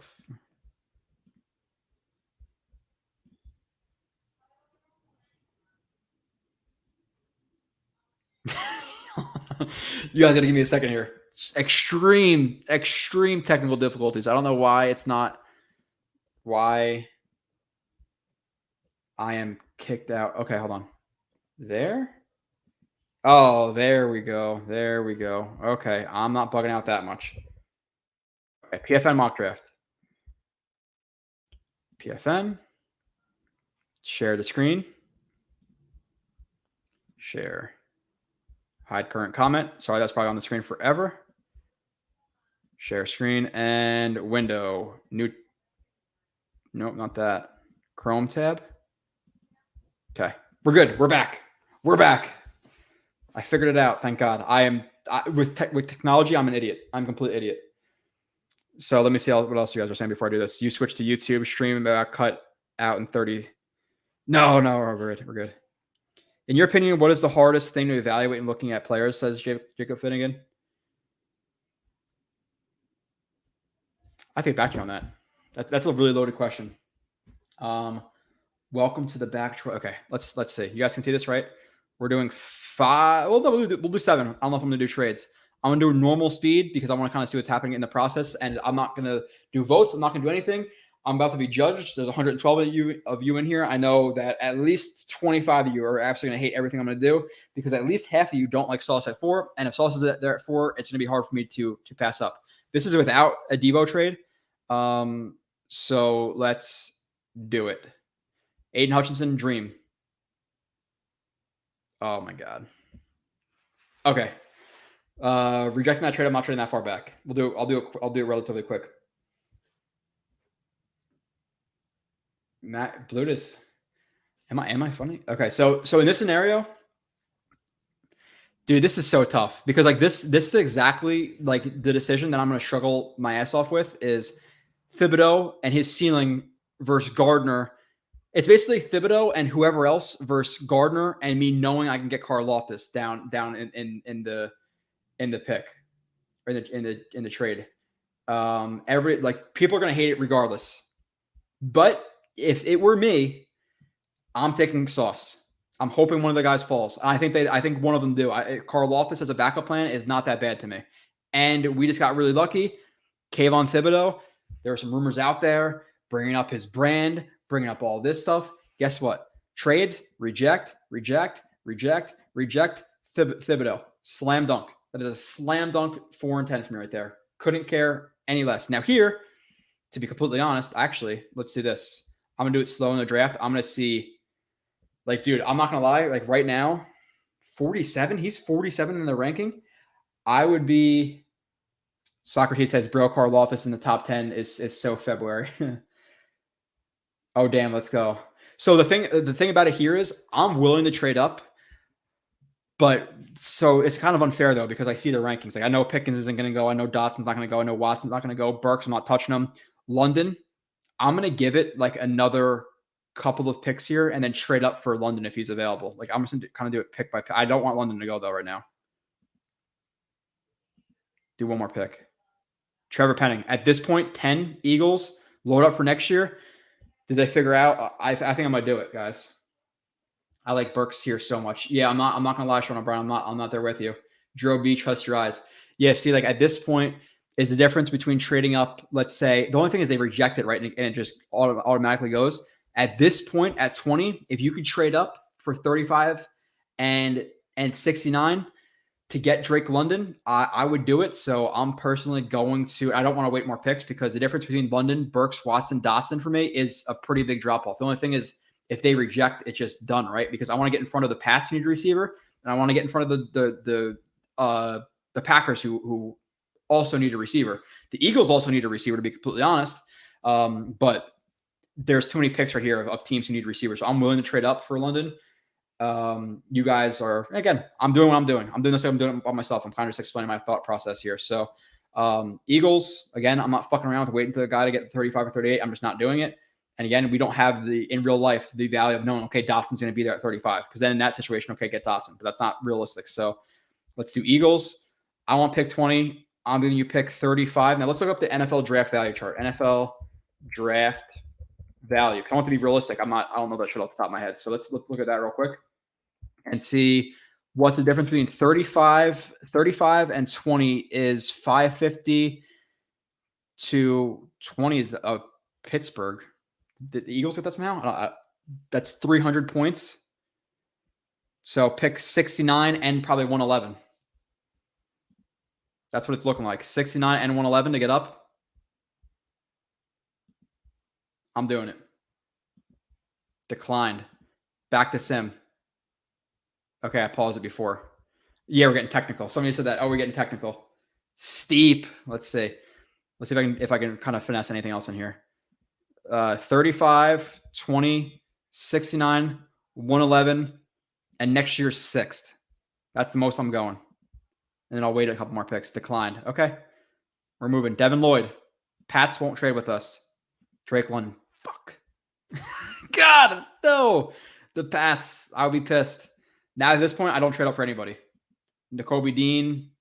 Maybe a couple more picks. I would have waited for him. Carl Loftus. We already got a receiver. McDuffie, like him. Scene, like him. There's a lot of good players going right now. Dax Hill, like him. Linderbaum, like him. Okay. Watson. Brisker. Elam.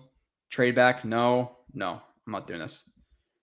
So for me right now, in my, oh my God, Zion Johnson's there. So to be completely honest, of course, London goes to the Pats. So for me in this situation, I don't think we have the luxury of knowing Dotson is. I think Dotson is legitimately a first-round player. I know people are going to comment on this and say, "Oh, well, he's 47. It's stupid, whatever." I don't think he's going to be there at the 35, in my personal opinion. So I think he's worth the pick right here, based on what I've seen. And is it more important to get a backup guard center prospect than a guy in Dotson? To me, I like Zion more. But are we going to take Zion and risk Dotson? Because Dotson at this point is the only receiver who I really like. Yeah, Pickens. We can wait for. I would do Pickens or Watson. Okay, or Dotson. So, man, I almost don't want him to be here because I like McCreary too. Zion Johnson. Yeah. Yeah, but what happened? He could play center, McGovern, maybe. Yeah, I think the value's too good. I don't love the pick there, to be completely honest, but the value is too good. Now, at this point, if this were to happen, that's a little bit too far down for me. I'm gonna do this. I think 5 picks, and you hope that one of the receivers falls. A couple picks. Who are the receivers on the board right now? Am I willing to take at least 2 or 3? Pierce, Pickens. Oh, Dotson went.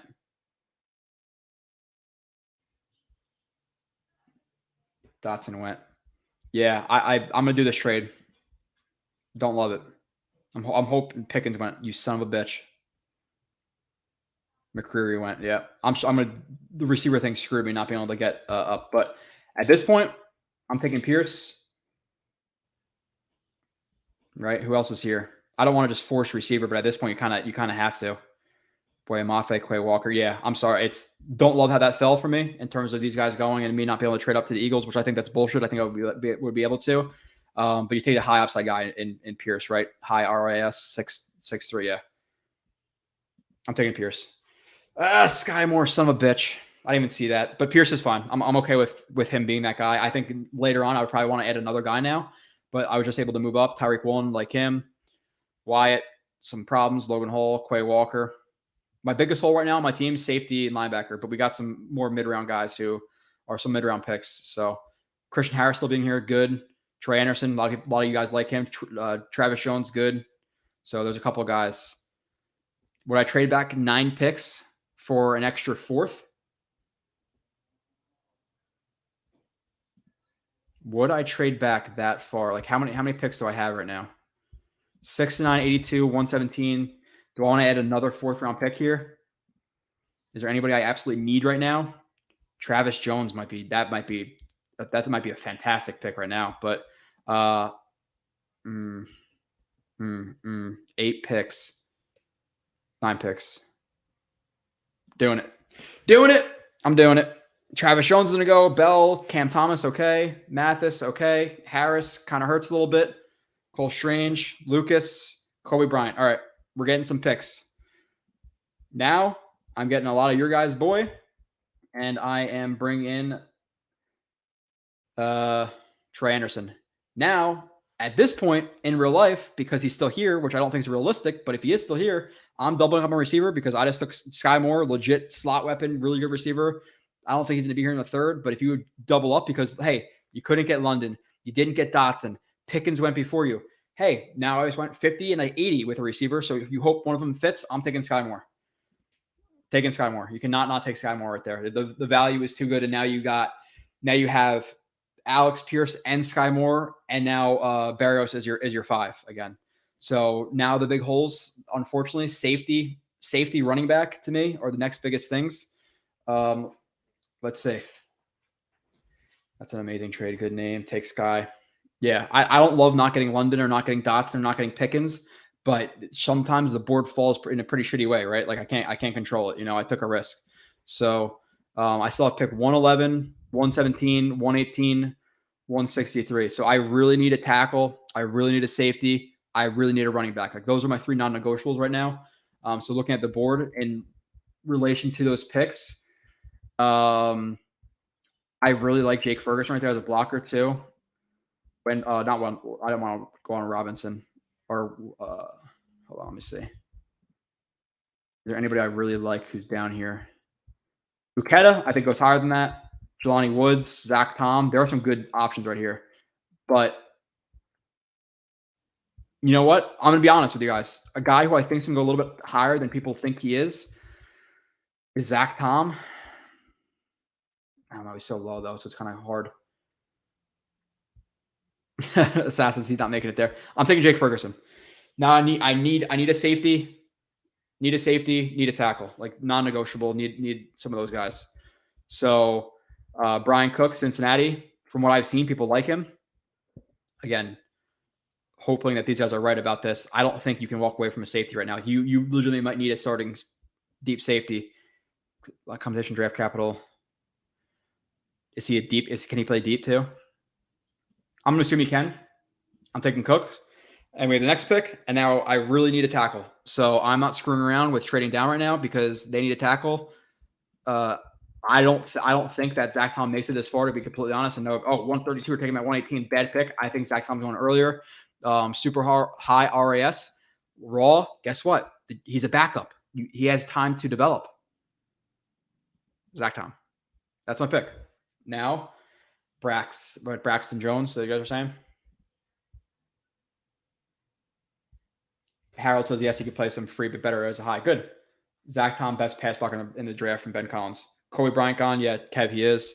I think I have one more pick, and then we'll kind of look at the recap a little bit. And this is what I would do in this position. I really would like a receiver. I wasn't able to trade up. I got kind of screwed. As soon as London went to the Pats, I wasn't going to trade for anybody else. So, and they got some good trade down options. So after this, I could pretty much pause it, right? I'm not going to lie. Seeing JT Woods on the board right now and his really high RAS, if he falls to the Jets pick, I think they might double up at – no, never mind. Fuck me. Let's see. One more pick. So right now, you have Gardner, Thibodeau, Zion Johnson as a developmental center guard. If he really steps up, he could play center next year. If you want to give him 2 years to develop, and then Laken Tomlinson's gone at 33 years old-ish. You have your linebacker to develop. Again, another raw type guy. Alex Pierce and Sky Moore coming to the receiver room. Third tight end, Jake Ferguson. Developmental. So like the safety, I would like to get a Brisker, a Scene, a Hill at 35 or 38 in the scenario of my draft. It didn't fall that way. So now Brian Cook is most likely going to develop behind Joyner. Not ideal, but it is what it is. You address your offensive line with both backup guard, center, and tackle. I don't need another offensive lineman at this point. Now I'm kind of thinking BPA because what other position do we really, really need? You know, like, oh, you know what we really, really need, which we didn't address? We need a freaking running back. That's what we need. So yes, I will reach on a running back a little bit. Well, maybe not a little bit, but I would like to bring at least at the minimum a 5th round guy, which is fine. You know, hopefully maybe they sign a guy too. So yeah, we didn't get a D tackle. That is what it is.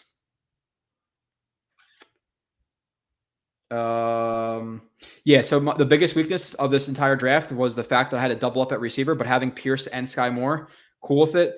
We didn't get a D tackle, but let's go. So now I'm going to transition real quick.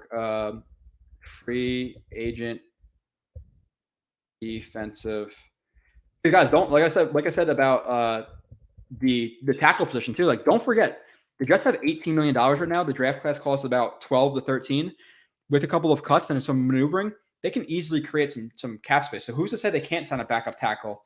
Who's to say they can't sign up a backup defensive tackle to be that run stuffer? So you have Eddie Goldman, you have Brandon Williams, you have Sue, you have Star Lele, you have Larry Ogunjobi, you have Malik Jackson, Sheldon Richardson, McClendon is out there still. You have there's some guys out there who I would be in this scenario. My draft, I got kind of the shitty end of the stick with the defensive tackles, but. With that being said, go sign a guy. Free agency's not over.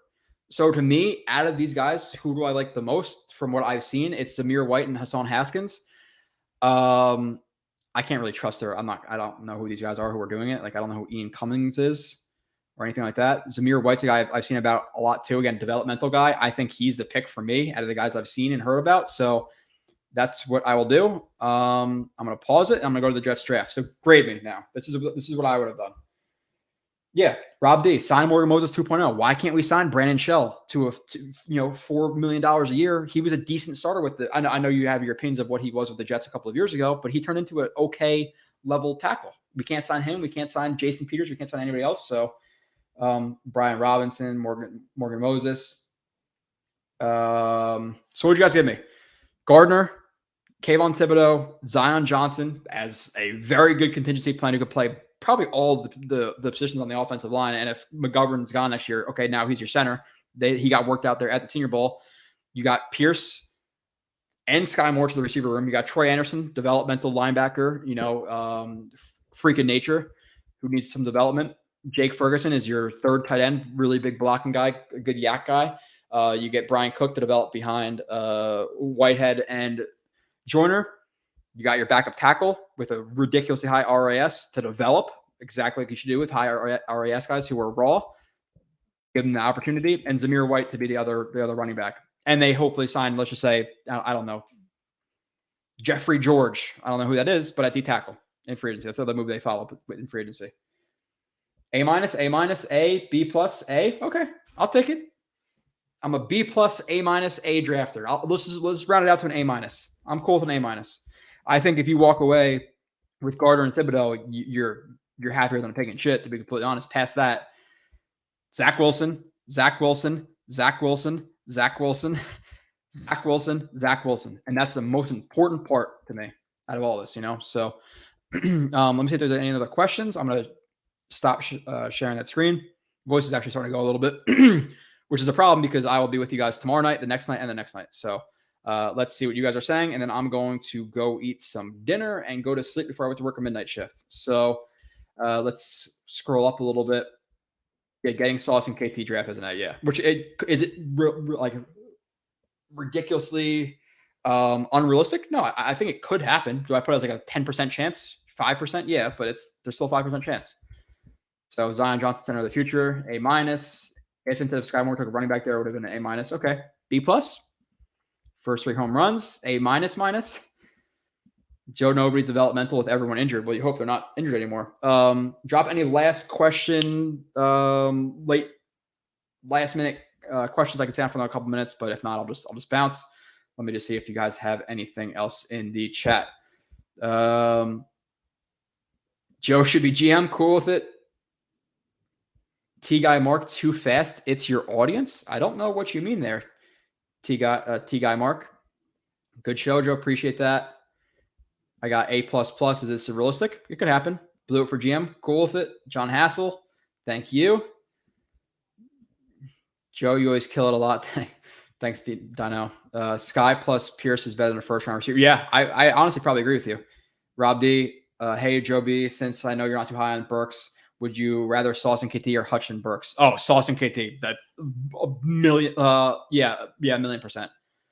Fuck. But Hutchinson, I love Hutchinson. That's a hard question. Rob D, you are a son of a bitch for asking that question because that's hard. Because I really like Sauce and KT, but Hutchinson is a crush. But Burks at 10, it's just you can't do it. Hype. Appreciate you, Mike. Again, 11, 11:30, 12 notifications on. Subscribe. Days 2, day 3. I'm going to be streaming the entire thing with Kyle. Harold H. Do you think I get Debo 50-50 shot? In Polk 9 and 10 games. Cool. Hawk. Appreciate you. Verge, appreciate it. Eric, appreciate it. Would you be a water boy for the season if you could be in the worm? No, because my job would fire me, and I have a very good pension. Nick's Integra, great show as always. Excited for the draft streams. Yeah, tomorrow we rock. Yep, come on here, drink with me, have some fun. Yeah, no, I can't. That Burks completely destroys that. Sauce and KT or Hutch and Hamilton. Fuck. Hutch and Hamilton, man. I'd rather take the risk on Hamilton than Burks, but having Hutch, I'm okay with that. I'm okay with Hamilton at 10. Like, I wouldn't be thrilled about it. I would be okay with it, but Hutchinson outweighs that. Like, I love Hutchinson. Love him. Thanks, Sean. At what point would you say the Debo trade isn't happening? The start of the NFL draft. I think it can happen again round 2 after day 1. It really can. Like, again, they might say no, and then they might see Dotson, Watson, and Pickens sitting there on the board. Like, holy shit, we like all these guys. We'll trade 35 and 38 and 69. Cool. Hell yeah, Joe. If they get Sauce and KT, I'll meet you at the blinking light for a shot. Sweet. I'll run there. It's not that far from my neighborhood to the blinking light, and then back to my house. It's like a solid 1.7 miles, so it's not that far. Rob D, appreciate you guys. Okay, appreciate you guys. Be here for the draft streams. I know a lot of people are streaming. I get it. And I love all those other people who are streaming. I have a really good relationship with a lot of the guys on YouTube, like the YouTube community. But in terms of the film, I'm going to bring in Sabo. I'm going to bring in Nania. A lot with this show, you're going to get real raw opinions. And I've watched a lot of these guys, and I'm not going to bullshit you guys. I'm not going to love everything. If they draft Neal, if they draft JJ, if they draft Watson at 35, I'm not going to be, oh my God, I love the pick like everybody else is going to be. I'm going to tell you what I think, which I hope you guys appreciate that. So we'll see how it works out. You guys might hate me. You guys might love it. So surprised to see Carly. Yeah. Slogo, what's up? Jin, John. Okay. Catch you guys later. Appreciate you guys for listening as always. Don't worry, Joe. We're going to run up those numbers tomorrow. I'm hoping so. If we can get a solid 300-400 people in here, I would be really, really ecstatic. I really would. So I appreciate all the support, guys. I will see you soon.